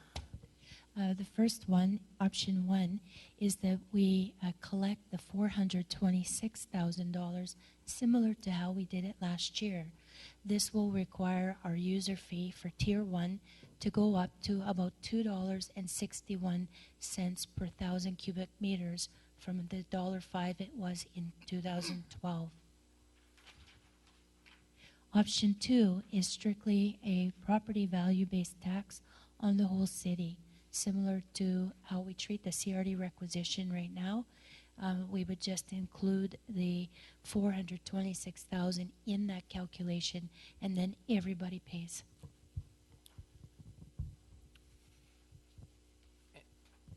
And may I also clarify one other thing?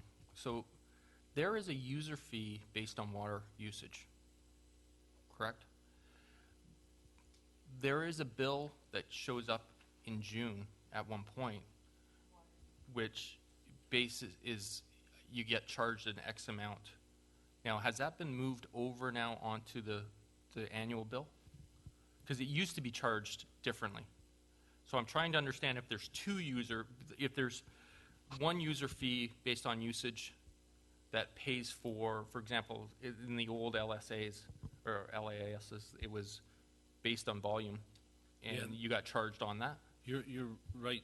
For a number of years, Yeah. the user fee was charged separately. It came sometimes it came as late as November. Right. In a separate bill. But I believe that this paper in front of us is telling us it's now charged on the tax notice. So there'll only be, and that's what I want to clarify, there's only be one user fee charge now, not two. There won't be one on the bill and then one that shows up in June. It's only charged once and included on the tax notice. Okay, sorry. So the first option was the $426,000 be charged to the user fee, added to the user fee, and the second option was to charge it to all property taxes. Discussion? I'm sorry, Councillor Day. Thank you. I looked here first and didn't see anything about that.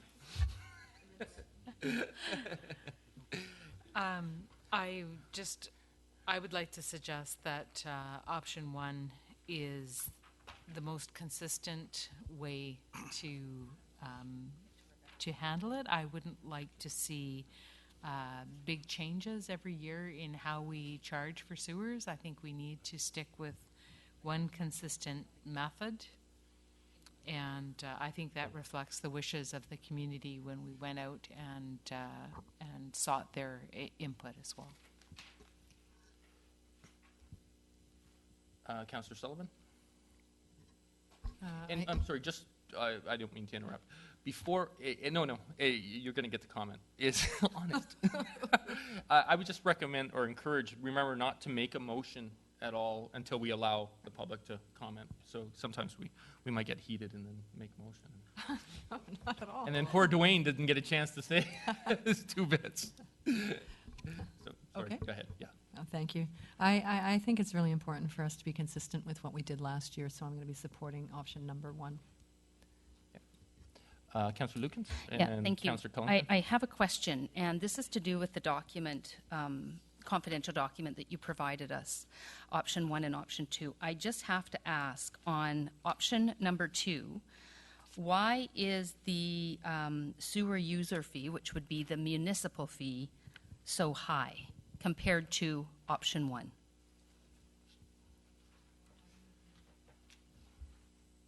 So the bottom, it says on the bottom of the page for option 2, it says sewer user fee, and there's a number there. Starts with a 6. And then, Oh, but it's up there too, though, on the first one. oh, Jesus, excuse me. We separated out the CRD I component got it. of it. And you just- know what? I missed, on the front page, I missed the, on the bottom, there's a highlight. Just above that is another fee, and I'm sorry, I missed that. Yeah, I was no, panicking a little bit. I'm good, thank you. Sorry, Councillor Cullington? Thank you. I'm also going to be supporting option one, but I think there's a kind of a few pieces that we need to make really clear here. One is that we're only, with all of those different pieces that you outlined, we're only talking about how to charge the piece that's related to the CID Core Area Liquid Waste Management Plan. All of the rest of it remains the same. We're not even talking about that. I think it's important that we make it clear to our public that that amount that we're being charged by the CID, Colwood has already taken steps to keep that.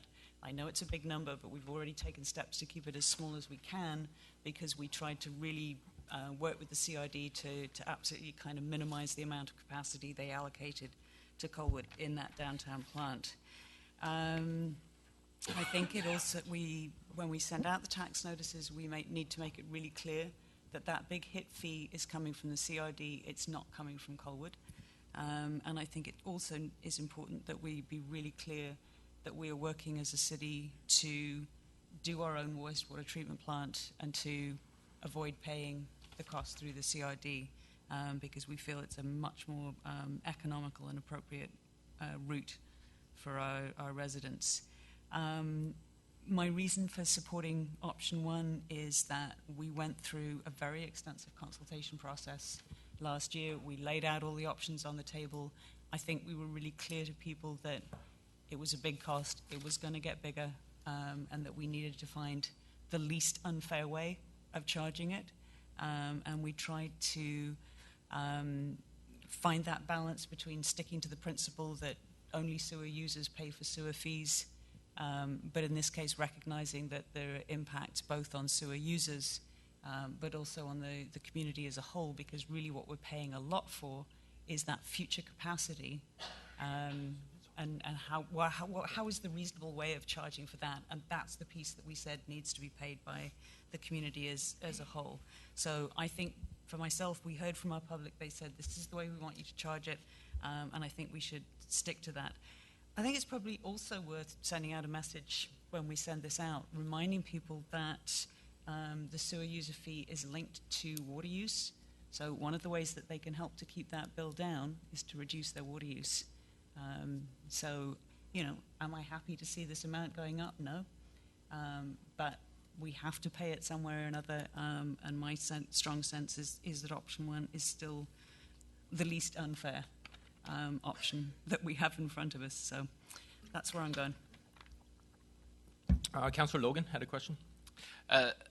Thank you, Mr. Chair, and for all the reasons that Councillor Collington just expressed, I too obviously support option one. But thinking out loud, and I don't know how much impact this would have, but with going with option one, thinking long term, are we shooting ourselves in the foot by pricing ourselves out of the market when we're looking at the developable land that we're hoping to kind of sustain our taxes and keep our taxes at a reasonable level by jacking up their sewer fees and sewer taxes to a level that makes it unattractive to develop, and therefore long term may in the end actually cost the taxpayer. And I don't know how true or how accurate that would be, but it's just something that I have thought of as a potential impact.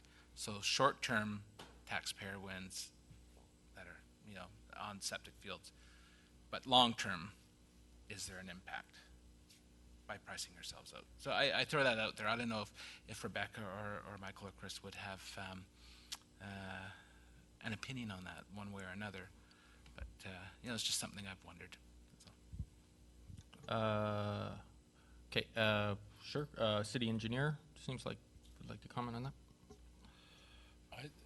I've got a concern that the cost of sewage treatment in general is going to price the 7 municipalities out of the market, so to speak, and probably will suffer the worst. There's every reason to believe that the eventual cost of sewage treatment will be about $1,000 per household. That's per connected household. But even if you take that and spread that across everybody, it's still a lot of money. And I think that that difference in taxation between us and the other areas such as Souk or Central Saanich or Cowichan Valley, where they're not paying that kind of tax, will make a difference to development. Councillor Lukens? Thank you. Through the chair, I will be supporting option 2, as I did 1 year ago when this came to us. From a philosophical perspective, this is a regional debt. I believe the entire region should be paying for it. Either way that we go here, it's not going to be fair. And either way, we're going to have people that are really upset at us. So there's no way that we can win here. The fact is, the only way we can win is to make a decision and people know what we're going to do. I do believe that there is somewhat of a future for Colwood when it comes to development and dealing with sewers. We do have a sewer master plan that has been completed that will not sit on the shelves. I do understand from the engineer that once we know what we're going to be doing with the sewage treatment, then we can start to work on a plan for Colwood and what that's going to look like, and we can move forward that. I don't know how long that will take. It won't happen over the next couple of months, but, just for the general public to know that, I think everybody sitting at this table wants to see something happen in a positive manner and not have spent that money gone out the window. But I will be supporting option 2. And the reason is because I believe it's a regional debt, and any debt we incur in our municipality, I don't think we should be isolating it to specific people. So that's my opinion. Thank you. Thank you. Any other comments? Mayor Hamilton? Yeah, I've been involved with council when we sat through those brutal days of sewer discord and the litigations and whatever. And last year we had undertaken a different way of doing our allocation for this particular component of the CRD. As Councillor Cullington said, it was extensive consultation around that. Last year was the first year as I recall, we did not have any challenge in regards to taxation with sewer. So for me, that was a welcome relief on things. I'm loath to change it at this point when we have so many so-called irons in the fire, if you will. There remains conversations at CRD, Councillor Cullington and I both working towards a more reasonable solution.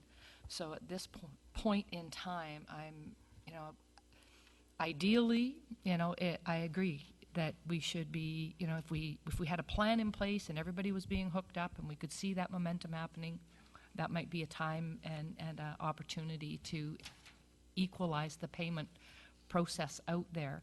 But right now we have a large contingency of folks who pay for it that will not see service coming forward, and we want to work to engage and put them together so that we can make it more fair across the community. So I'm looking for option number 1.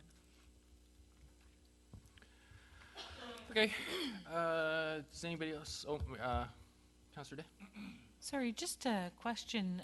We heard from Rebecca, but Michael's report was on the agenda as well, and Michael never actually did speak to his report. I don't know if that was just an oversight or... Do you have anything to add, Michael? I feel completely left out.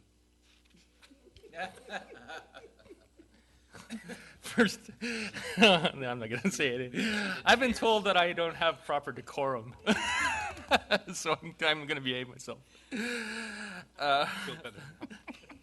I'm going to say it. To speak to the report? Would you like to? I'd be happy to speak to the report. All right. Feel free. It seems a waste writing it otherwise. So the first page of the report just tells you what happened previously and gives the previous motion. And the second page gives some idea at the top about how the decision was arrived at, the public consultation process. But for those who want to delve into the public consultation process further, attachment 1 is the Colwood connection, which in September 2012 was completely devoted to the question of how much capacity should we obtain and how should we pay for it.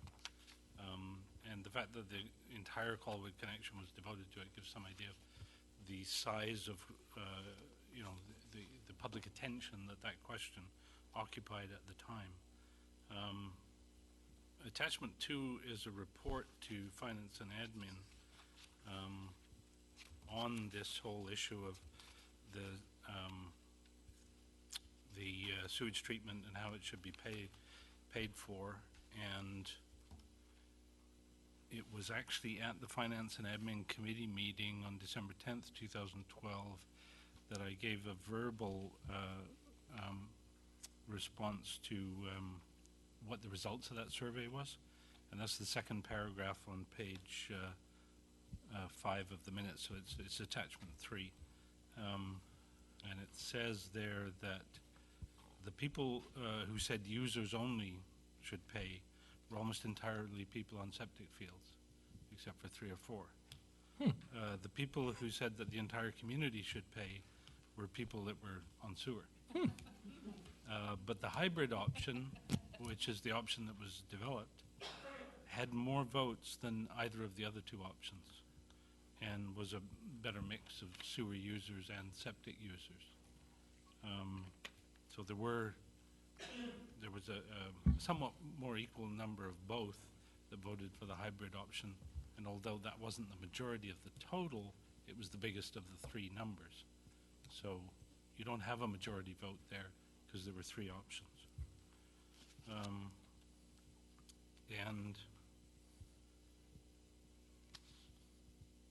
I deal with what we've already talked about, that the parcel tax was desired at the time but is not feasible now. A year ago, council postponed the parcel tax because there wasn't time to prepare the development unit numbers for all of those properties, 5,000 properties. That has now been done. It's 99% complete, but there isn't time now to move on to the CRD.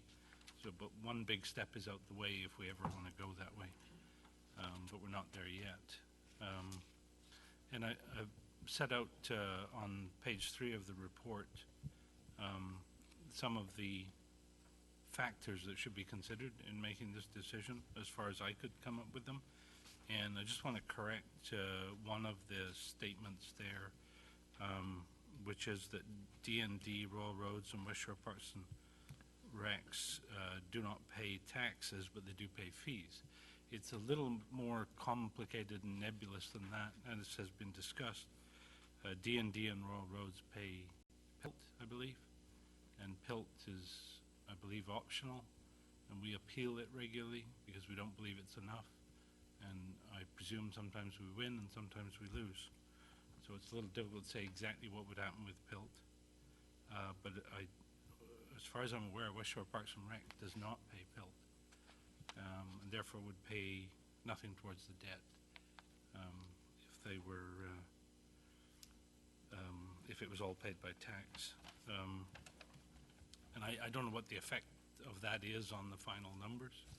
I'm just stating, what I do know.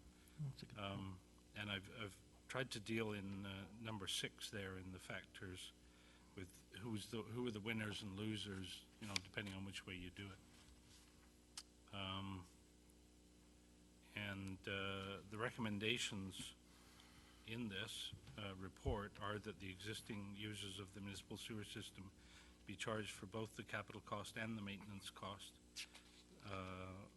of the capacity which they will use in any sewage treatment system used by the city as a fee calculated on the same basis as user fees, and that the capital cost of any capacity purchased or otherwise paid for by the city in any sewage treatment system, so whether it's CRD or not, any, for the use of the users yet to be connected to the municipal sewer system,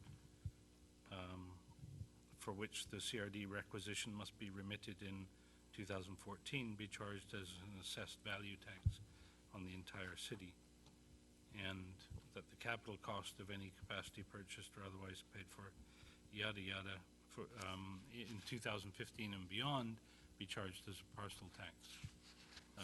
As has been discussed here, that would be dependent on CRD agreeing to that and passing the appropriate bylaws. And the 4th recommendation really has already been fulfilled here tonight, which was the staff be instructed to present mock-ups of the tax and fee billing for 2014. I believe that fulfills that requirement. So that is the report. Thank you. Okay, thank you. Any other comments? Okay, I'll go. I don't think I'm going to change anybody's mind, so I'm just saying this for my own benefit and make myself feel better. Fee, I think actually Michael made a good point about the fees for Royal Roads, West Shore Park and Rec, and D&D, because if we don't go to some sort of fee basis, then that means they wouldn't pay anything. Sounds like, correct? Possibly. So, that's an issue, and we would need to address that. Saying that, I have struggled with this because I fundamentally disagree with the majority of this council that this is not a community debt. I believe it is. I believe it's just like a road. It's just like Triangle Mountain and lawsuits. We're not charging specific neighborhoods for things. We do stuff as a community. And that's why we incorporated, and that's why we are Colwood. It's because we cost share debt. And the fact of the matter is, CRD was moving forward with or without us, and we would be charged something anyways, no matter what. And I think the argument that only people who are hooked into sewers should be paying the majority of it, I don't buy that. I don't agree with that concept whatsoever. Also, the issues we're running into, and I think we need to go with our eyes wide open, that this is the first step to these costs. This isn't the end, right? We're looking at a 100% increase this year, and then we're looking at significant increases the following years. And to do what option one is just postponing a disaster, because you're going to hear in a minute from public, for example, the D&D. 2012, they paid $142,000 for the sewers. Last year, they paid $230,000. They're going to be multiplying that by another double that. And in addition to that, they're paying PELT. And I think the argument's going to be that they're going to reduce PELT significantly on us because we're charging so much to them that what happens is, yeah, that's great. We haven't changed anything, but now we've lost $500,000 off of PILT, which means taxpayers have to somehow find and figure that out. And how do we do that? Are we going to just charge the users on that? Are we going to charge the entire community? I mean, we have to address that issue. Same thing with West Shore Park and Rec. In 2010, West Shore Park and Rec was charged $103,000 by Colwood. If they were hooked into the sewers at View Royal, they would have been charged $46,000. If they were hooked into Langford, they would have been charged $9,700. So basically, we're charging them 10 times the amount. And the reason we're charging them 10 times the amount is because Langford has chosen that they're cost sharing across the entire community rather than subjectively picking and choosing who to charge. And, you know, I think this has been flawed from the beginning, and I think as we move forward, we're just getting ourselves into more and more and more trouble. That this isn't the year that, you know, it's fine to pass it this year, but that doesn't address the issue long term. And long term, we're going to be in a deeper and deeper and deeper trouble if we don't get a hold of this. And at some point, this council is going to have to make a hard decision about how to pay for this. And this is just postponing it, I'm afraid, because realistically, you cannot continue. We're going to end up with a sewer debt on sewer users in Colwood that is higher than their municipal tax. How can you justify that? When you have other people in the municipality paying minuscule amount in comparison. You're gonna create a have and have-nots in your own community, and I don't think it's a strong. It doesn't have a lot of foresight.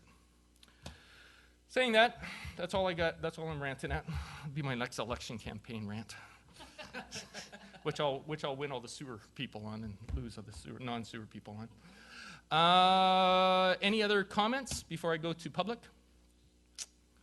Seeing none, I will go to public.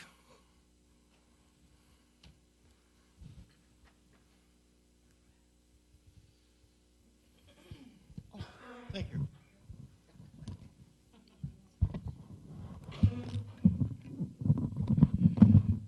Fundamentally, I'll disagree with everything the chair said. What? So, as we all know, I have disrespect for taxation against me for something I don't receive. But I'm not going to try and refight that battle tonight. We have November coming up. That'll work then. Now, option one apparently minimized the effect of taxation on my property, being an environmentally friendly septic tank user.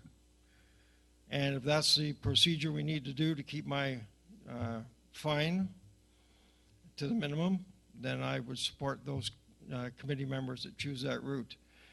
I just got my letter about 2 weeks ago from the CRD, and I got to clean my tank out in July, and that's $500.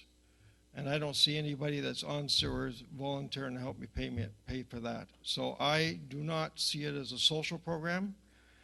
If I found a person in the ditch that needed to be fed, that's a social program. Sewers on every street is not a social program. That is just somebody that has a desire to jam them down our throats. And it's not going to happen in this city. The people, 80%, have the first voice. They're not here tonight, but they'll be here in November. So those that have chosen option one to minimize the effect on me, I applaud you for it, and I would hope that that carries the day. Thank you.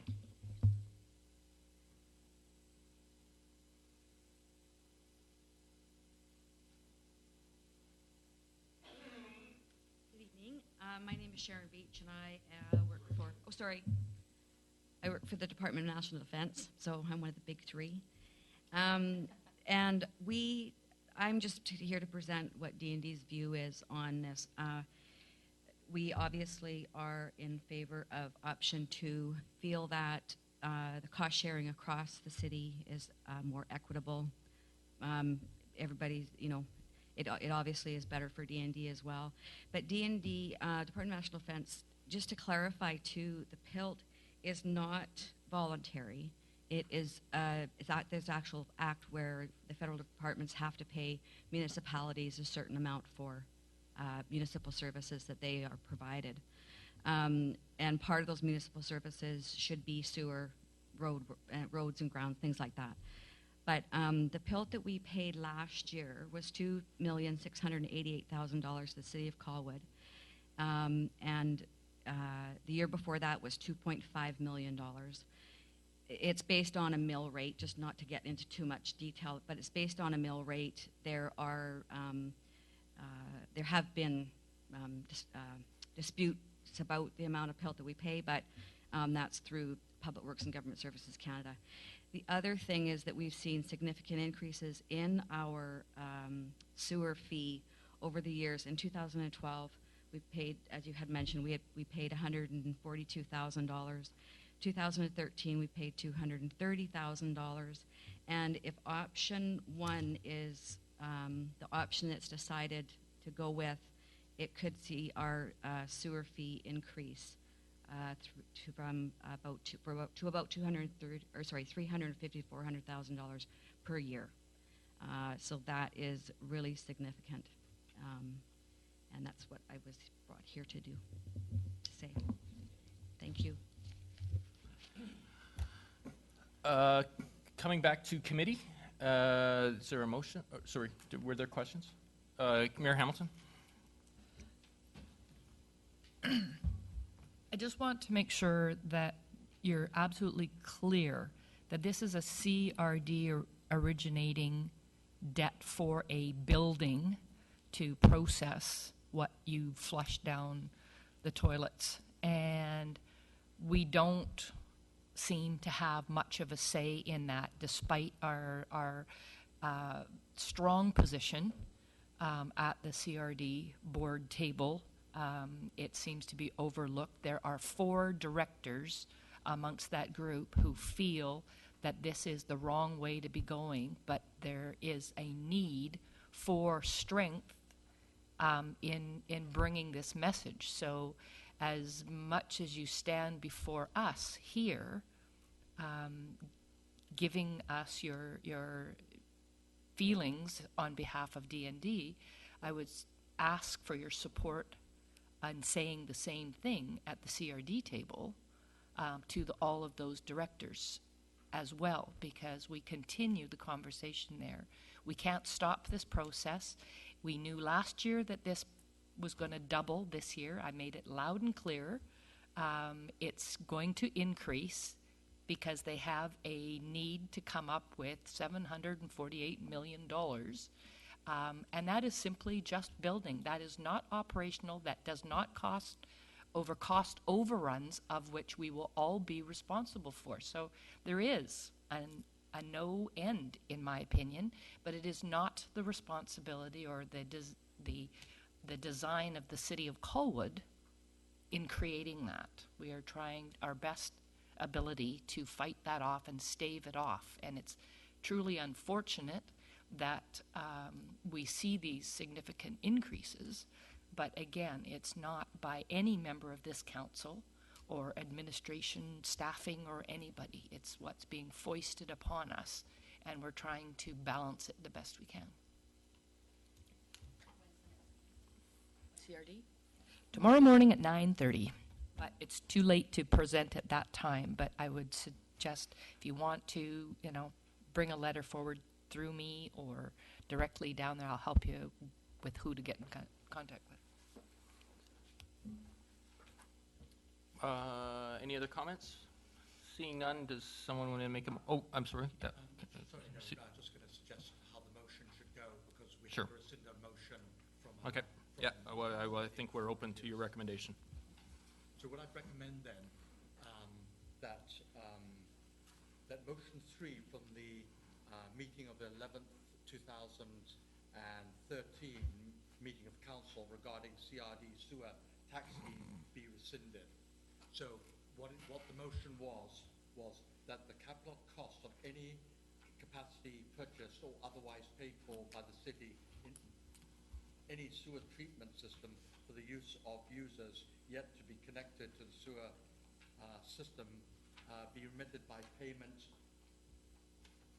of charge as a parcel tax on the entire city, calculated on the development potential in the same way as currently used in the local area service bylaw. So what this is saying is this is a parcel tax. We can't go down that road, so that has to be rescinded. Okay. Someone like to make that motion? So moved. Moved by Councillor Day. Any discussion? Seeing none, I'll call the question. All those in favor? Opposed? Carried. So the next motion then, based on just me putting something forward first, would be something to the effect that the capital cost of any capacity purchased or otherwise paid for by the city in any sewage treatment system for the use of users yet to be connected to the municipal sewer system and for which the CRD requisition must be remitted in 2013 be charged as 2014 be charged as an assessed value tax on the entire city. So what that's saying is it's exactly the same as was done in 2013. No, that's not. No, that's not. Sorry. Yeah, I believe it is because he said future capacity. There is a recommendation in there that I think that speaks to all of this, is there not? Yeah. If we move the recommendation as in Michael's report. I just want to be clear before we actually make that on the table.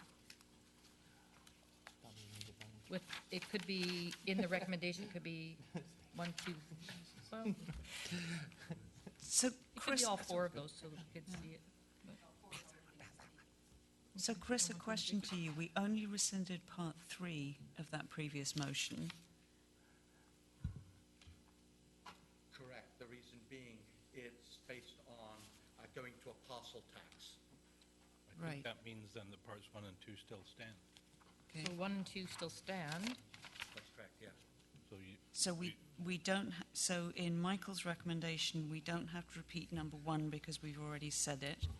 We do have to repeat number 2 because the old number 2 says 2013 and we now need it to say 2014. And we do need to do the new number 3. Is that correct? Why don't we just rescind the whole first? yeah, I believe that's what the CIO read out with the correct date. He in fact read number 2. Okay. So for clarity, we don't have to deal with item number 1 because it's already there. We're looking at number 2 and number 3.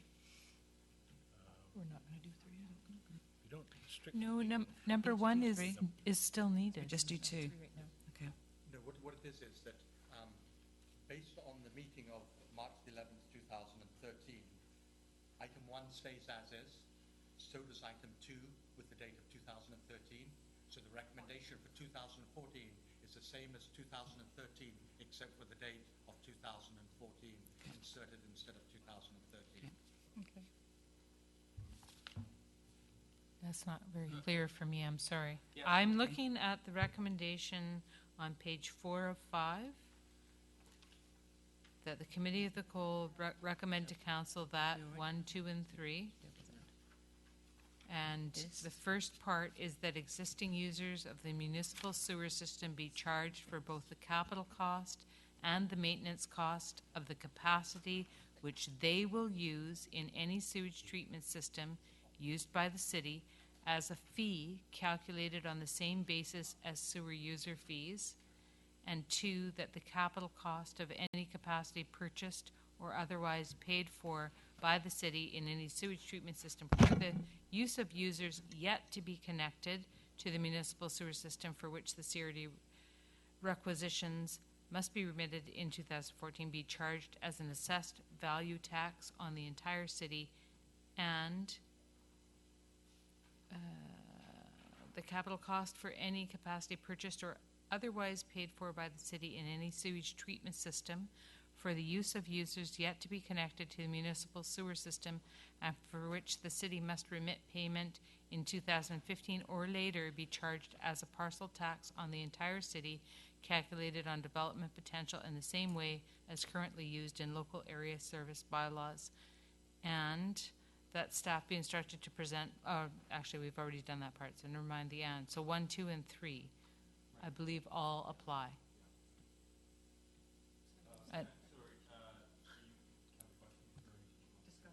So can I move the recommendations as written 1, 2, and 3 then?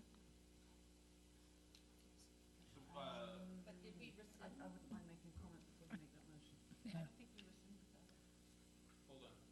Okay, this is, Mr. CEO, help us here. Yeah, no, we did rescind motion 3 from the 2012 meetings. That's done. So we needed to do that. So what's on the floor now is a motion based on the report on page 4 of 5, 1, 2, and 3. Okay, before, have you officially made that motion? No. There is discussion on the motion. There's But no have you reason. made motion? But we can't, well, I guess we can vote. You can, Okay, so we've got the motion, she's made the motion. But just, like, I want to be, Chris has said motion 3. So, Councillor Day, that means from the March 11th, 2013 meeting, we have only rescinded section 3, is my understanding, which means 1 and 2 are already there. And so if we rescind, would it be simpler and more clear if we simply rescinded all of that motion of March 11th and replaced it with the recommendations? I don't believe so. The reason being, I don't believe so because motions 1 and 2 from 2013 have already been carried out. They're complete. But we're saying the same thing in the recommendation. Oh, I see. It's just for cleanliness Yes, I see what you mean. is all. That's all. I mean, it's the same words. We're just cleaning. Take that one all away, replace it with this one.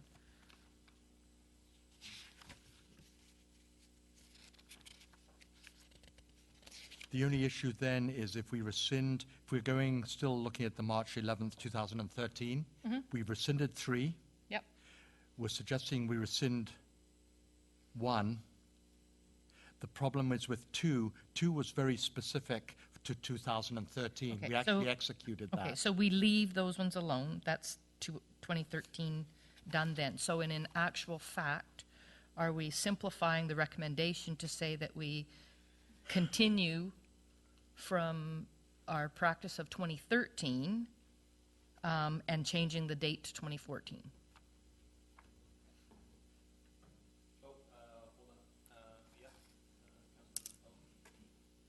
Thank you. I just got a bit of advice that I think is really good advice. Why don't we let them stay in 2013 and just reiterate them for 2014?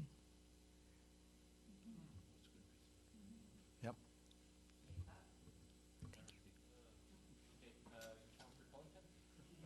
Thank you. I think we're agreed we're going with 1 and 2. My question to this council is, do we actually not want to move the third part of that motion at this moment in time? And my reason for doing that is what we're doing is providing clear direction in terms of how we want to address 2014. We don't know at this moment in time how we want to address 2015, because if all goes well, we will be in a very different situation where we're looking at not paying into the CRD, Liquid Waste Management Plan. We're looking at paying towards our own system. So my suggestion is that we actually don't talk about 2015 at this moment in time until we know what 2015 looks like. Yeah. Councillor Sullivan? Thank you. I couldn't agree more. That's why we said keep them in 2013, reiterate them for 2014. We're not talking about 15, 16, 17, or 18. So let's just keep it at 2014, and I think we're all in agreement. So let's separate the parts of the motion and vote on them individually. We have a motion already on the floor. Yes, that's correct, but you can separate a motion.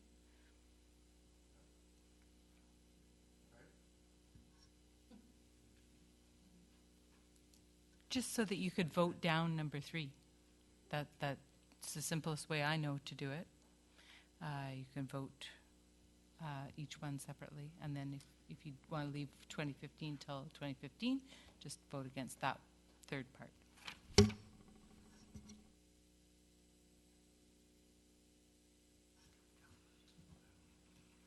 There's no such thing. We would be reiterating the 1, 2, and 3 as 2014. Part 3 is about 2015.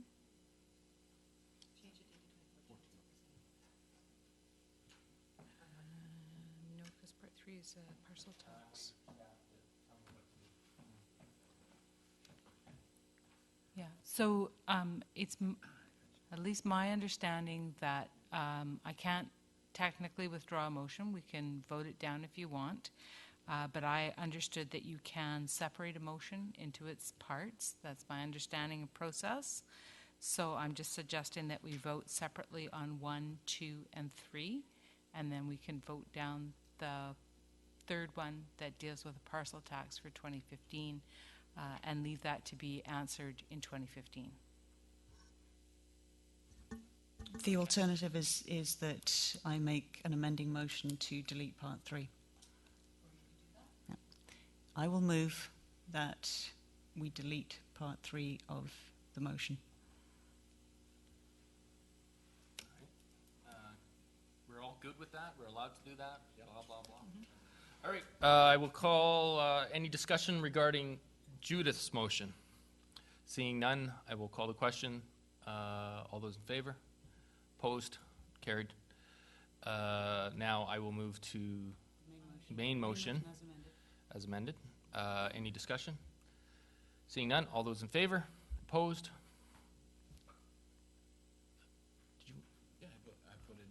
Okay, sorry, I thought I saw your hand move and I was like, shocked me. Carried. I was like, do I have to recount? Because I just assumed it was going to fail. Or pass.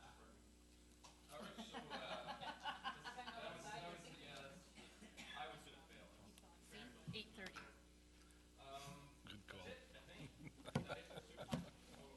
You should have put money on it. That's what I was trying to do, but nobody was working. We're going to put this back on. Then so we should go back to the main issue then, which is the sewer operating budget. Is there any questions, comments? Councillor Day? Thank you. Just there was a number of documents that were distributed that we really haven't talked about. We've talked about how to pay for the sewer. We haven't really talked about what's in the budget. And I just wondered if we wanted to go through any of the other documents. Well, I would look to staff. Staff, do you guys have any comments regarding the budget? Well, I just wanted to point out professional fees, legal. If you look at the history of that budget. Sorry, which page? Sorry, page 1 of 20. Oh, sorry, I'm on the wrong tab, I think. Is that sewer? It is, yes, okay. If you look at that, at the bottom of one of 20, you look at the history of that budget. For instance, 2010, it was budgeted at 50,000, and the spending was 190,000.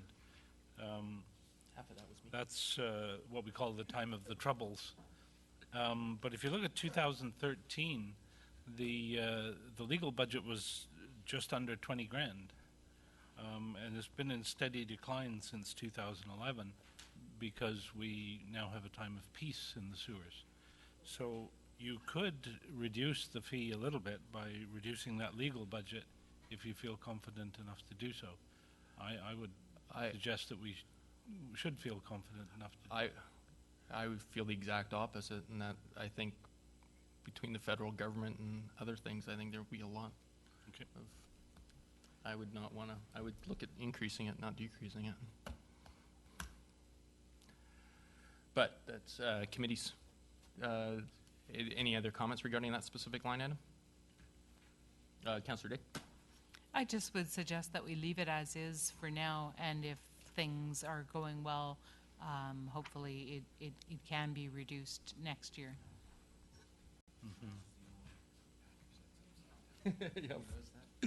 That's historic. Sorry, I did interrupt you, City Engineer. Did you have other comments regarding outside of that line item? No, I don't think I had any other thing that needed a comment. There is a rather heavy maintenance cost for the Wishart pump station, but I believe in the capital you have included the replacement of the troublesome pump or pumps, and so we should be able to reduce that next year. Mayor Hamilton? Follow up from yesterday's conversation in the ILOT Place pumping station, did we get more information on that one in regards to what that figure and factor, because it would change?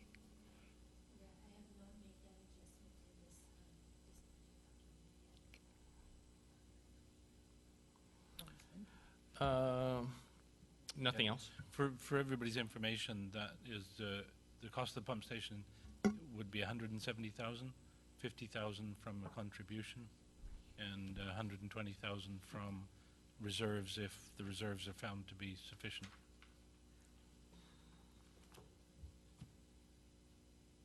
Councillor Sullivan? And if they're not found to be sufficient, then It would, I guess the only other source then is the user fee, but I believe the reserves are very, very close if they're not actually sufficient. okay, thanks. Why am I paying for something that I'm not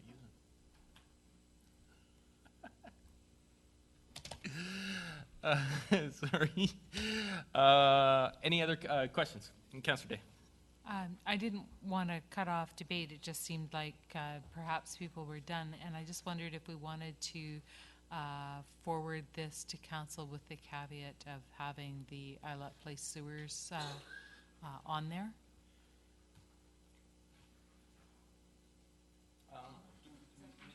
Sorry, just before you make that motion. Do we need it? Because we had that motion yesterday. Okay. About not ILOT. the same motion. Did we not have a motion around ILOT? Matilda pump station was to be included in plan for capital.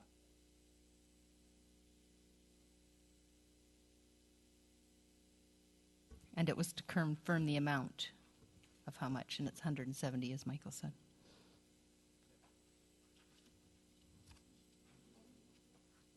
Sure, I'll make a motion that we forward this to council and request staff to look into the amount for the ILOT Place sewers.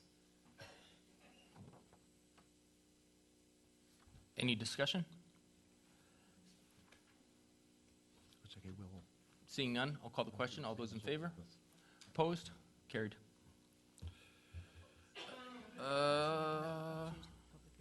Oh, shoot.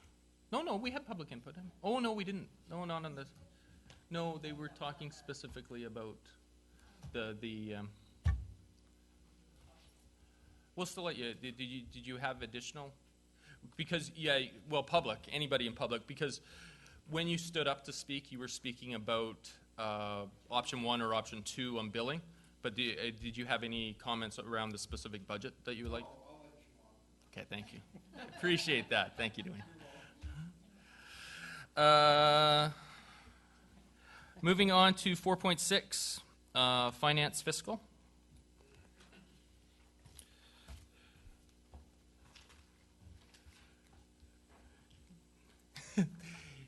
Oh, now we've got to give them a per diem.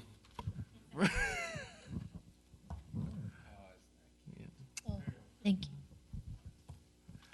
Thank you, Mr. Chair. Finance budget is fairly straightforward. The biggest change probably from previous years is that we have all financial services within this budget, but the actual finance department budget is very little change. We've managed to reduce our overtime significantly thanks to the approval of the new position last year. So we have been able to reduce our budget. The only real obvious change from 2014 to 2015 is a drop in general expenses, and this relates solely to some education and training from one of our staff is going to be completed in 2014, so we no longer need those monies going forward. Questions, comments from committee? Councillor Lukens? Thank you. I'm sorry, and then Cullington. Just a question with respect, page 1 of 9, the donation for the crossing guards. I know that our previous contributor has declined to contribute this year, so I'm just wondering where we're at with that. And I'm just wondering if, once again, a request can be made to the union to contribute any monies towards that position. Yes, we were denied the funding from Shaw, I believe. So at this point, we could look at that as a potential source for the 7,000 contribution. Have we gone out to ask or request monies from any other company or persons or anybody to assist with that, or what are we doing about it? To my knowledge, last year we approached Shaw because they had in the past contributed the $7,000 necessary, and by the time we received the rejection in 2013, it was too late. So we're in a new year. We've lost that $7,000 for last year, so it would have to be absorbed. But in 2014, we'll be able to look at other options. Councillor Cullington? Thank you. I'm looking at the salary and benefits line. So it's page 2 of 3 of the handout that we got tonight. And there's an increase of 40,000 plus between 2013 and 2014, and that carries through to 2015, which I assume reflects the additional position that we approved last night. My question then is, why doesn't it then reduce in 2016 when we no longer have that position? Actually, this does not include the position that we discussed last evening. It includes the new position, the senior, well, not the senior, we call accountant, but she's the benefits supervisor, basically. That position was approved in last year's budget, so these figures reflect a full year of that position. So the position for IT that we've asked for would be separate. Okay. So that's not reflected in here. Thanks. Councillor Lukens? Just a question, back to the IT piece that I know is a position you've requested as of yesterday to committee. Do we have a contract with Langford, or are we going to be paying double with Langford, and if Denny's covering off some of the IT stuff? I'm just trying to get an understanding of that. We won't be paying double because we don't currently have anyone that is doing the kind of work that we're proposing that Denis would do. And yes, we do have a contract with the City of Langford. We do have an out clause with it. And it is our hope that eventually we won't have to pay it because it's such a significant cost to the city. I think I mentioned yesterday that the base alone is $48,000, plus they also charge us for the West Shore Detachment, our CMP, for their IT costs. We also are charged through our WSPR requisition for IT costs as well. And in addition to that, every time we add software, they tack on an annual support cost, which was about well over $100,000, pushing $150,000. And the support that we get for the software is virtually non-existent. Just to follow up on that, I guess where I'm going with this is, when does the contract end with Langford? If there's not duplication in what Denny's doing and what they're doing, are we able to get out of the contract and save those monies and basically fund the position that you're requesting for Denny, and he could pick up whatever they're doing? Because, you know, this discussion still needs to happen at council. You know, if we're bringing IT back in-house, when can we do it? That's not going to impact us so much. When does the contract end in Langford? And can those cost savings fund this position? We need to start to find some efficiencies. Yes, I agree.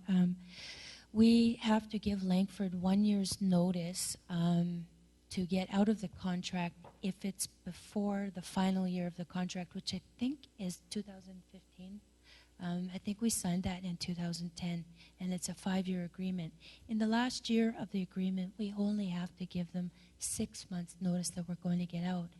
And based on my own past experience with reorganizing IT, I'm very confident that the city will realize significant savings by not only having someone in-house to look after the software and training, but also to have the ongoing support and maintenance of the overall computer system for the city. My last community, we saved over $105,000 a year. Very small community. Sorry, is that a follow-up or a different question? Sorry, Follow-up. I'm taking your head to both. Sorry. Okay, I'll let you do your follow-up, and then Mayor Hamilton. Just with respect to Denny's position, then, would he only be doing the IT for finance, or would it be for the entire city?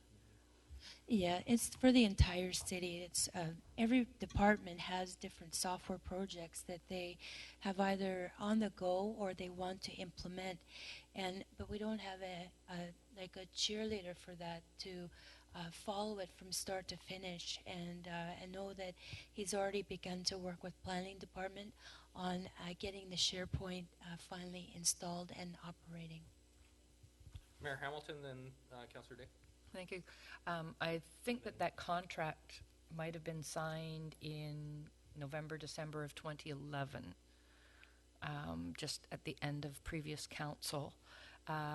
5 years, as I recall, that it is. But my question around things is, there's one part about IT, but that cost and contract is about the server hosting component as well.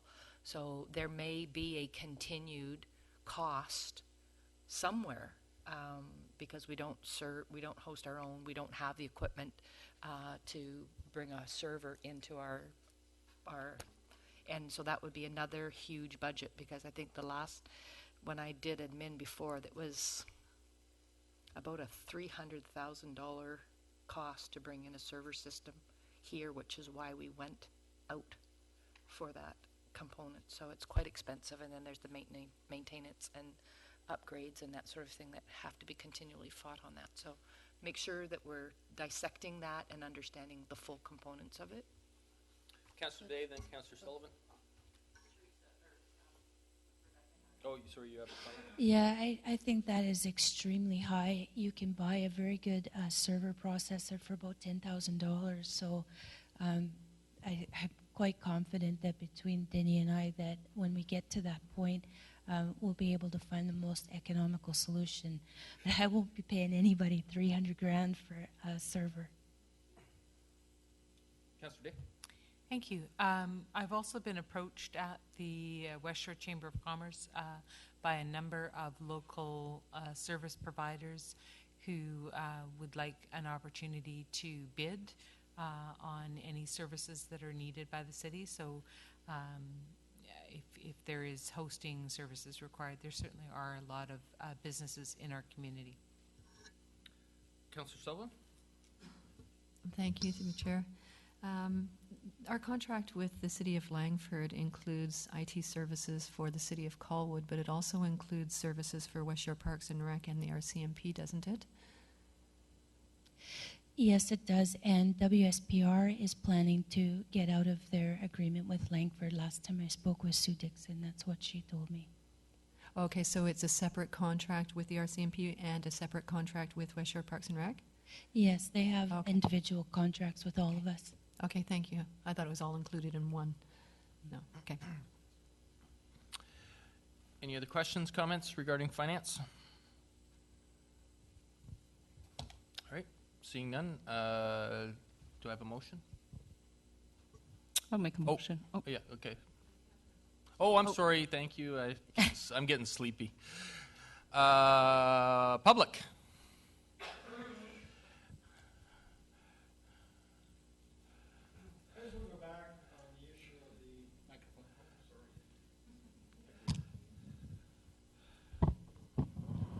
I just want to go back on the issue of the crossing guards, because we've been talking about this for 2 or 3 years now, where the goal was to try and get the business community involved in possibly having some type of sponsorship advertising at the crossing guards to bring some revenue in to reduce this debt to the city. I think this would be a perfect time to approach the Chamber of Commerce and say, with all your avenues to the local businesses, could you not set up a program of sponsorship that would bring in money in to take care of this debt? Instead of us trying to find business people willing to do it, the Chamber of Commerce is in the position of being able to influence its membership to possibly taking on sponsorships at the various crosswalks. And then we wouldn't have to try and approach people for handouts. So it is good that we have this, that we're willing to pay for this right now, because we don't want to see the crossing guards not be there. But I think at the same time, the last couple of years, the discussion was to try and find outside support, and that's my thought. I think we should continue that avenue, and possibly the Chamber of Commerce could be the ones that we approach. Thanks. I'll agree with that statement. He didn't listen either. He's ignoring me as well.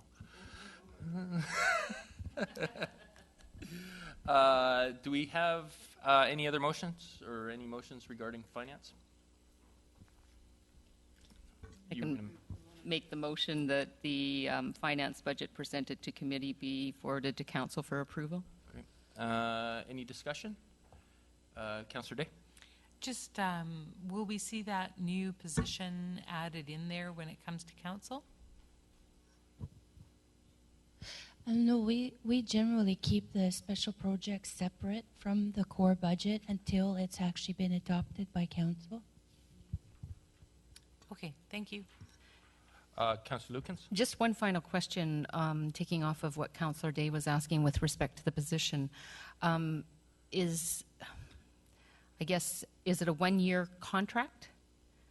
Because I recall yesterday we had to make it a union position or whatever, because what is the issue at the end of the term being 1 year, that if whoever's on council at that point in time decides that they don't want to continue it, or maybe they do, but are there issues with the union in severing that position if it's a union position for that 1 year?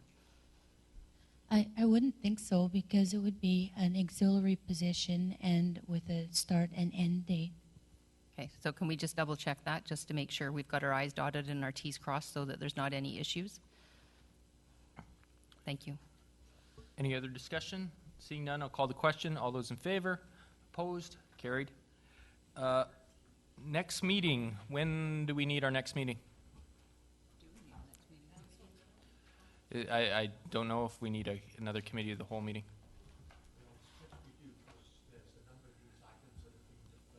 Yeah. Been deferred, so until those are resolved, but we also... Do we have a tentative date that we were thinking? Well, there's a tentative date for tomorrow's meeting, but I'm not sure if everything can be assembled, Okay. including all the minutes that have to be transcribed. Right. Or the... So, do you want me to leave it open, or do we have you guys had a discussion on when you would like to do the next one? I don't know, maybe the Director of Finance might have a comment. Right? Yeah, we do have a meeting tentatively scheduled for tomorrow, but if the administrative side of these meetings is going to be too much of a burden, then we can reschedule, I guess, to a date that is suitable for committee. Well, actually, I'm just going to stop for a second. Do we need the minutes that you're talking about? I understand that those minutes should go to council. We don't need them for committee of the whole, do we? So the administration really shouldn't be slowing us down on that side of it, should it? Well, the thing is, there's an issue with, number one, getting them ready, and then the agenda for the council meeting has to go out by late Thursday.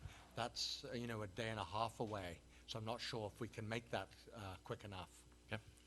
Councillor Day? I just was going to suggest that we schedule like a 6 o'clock committee of the whole for next Monday, just prior to council. That way we would be able to do all of everything, and I think the agenda won't be too horribly long, because I was talking about agendas and where things should go today. So it might be a council meeting that's not so long, so we could accommodate some time for committee of the whole as well.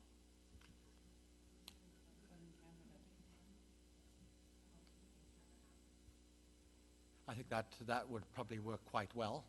Plus, it'd also give council an indicator in terms of what we're looking for as a total lift to this point in time. So at least you can then give direction to staff if you're satisfied with that or you want some changes to it.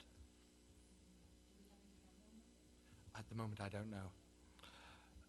I Mayor think Hamilton? it's fairly small if it's there at all. Oh.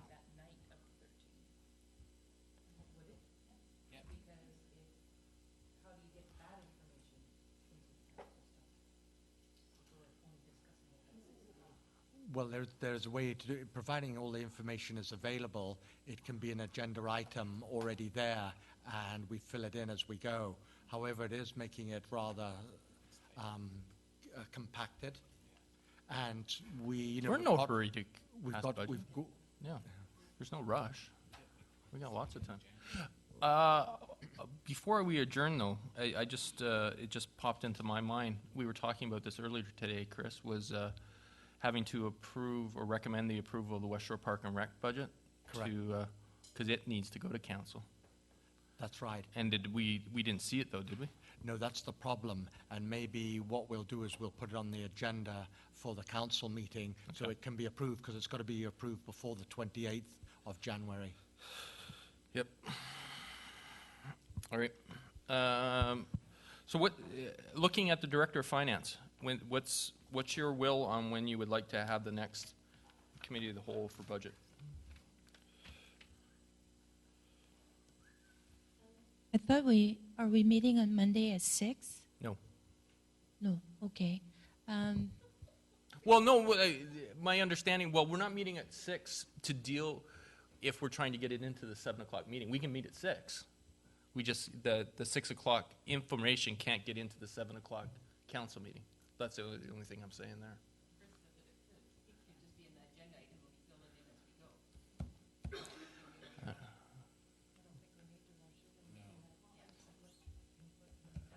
All right, well, I will let you comment, I promise. Okay, Councillor Sullivan. Oh, thank you. I think it's important for us to keep in mind maybe Monday is a little too quick, but we don't, when I hear comments like, we've got lots of time, Got to remember though that we can't start any major capital projects until the budget's approved, and in prior years, if we don't approve to May 15th, it's halfway through the year, almost halfway through the year, and we can't get the projects completed. So I just caution, maybe Monday won't work logistically, but let's not just keep saying we've got lots of time. Mayor Hamilton? Aren't we under still a bit of a wait because our budget has to be submitted and approved to higher authorities before we move on things, unless we give special prior authorization? In terms of, the council can approve any project before the budget's approval by just giving early approval. Yeah. So if they're capital projects, they can come forward immediately.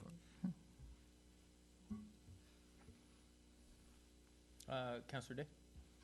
Thanks. The only reason I was suggesting Monday was not necessarily because anything needs to be rushed, but because we probably have a lighter agenda, and we're going to be here on that night, and staff is going to be here on that night, so it was just to be efficient.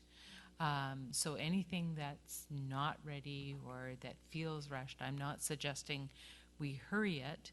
I'm just suggesting that if we have some things ready, for example, maybe yesterday's minutes are going to be ready, but today's minutes aren't.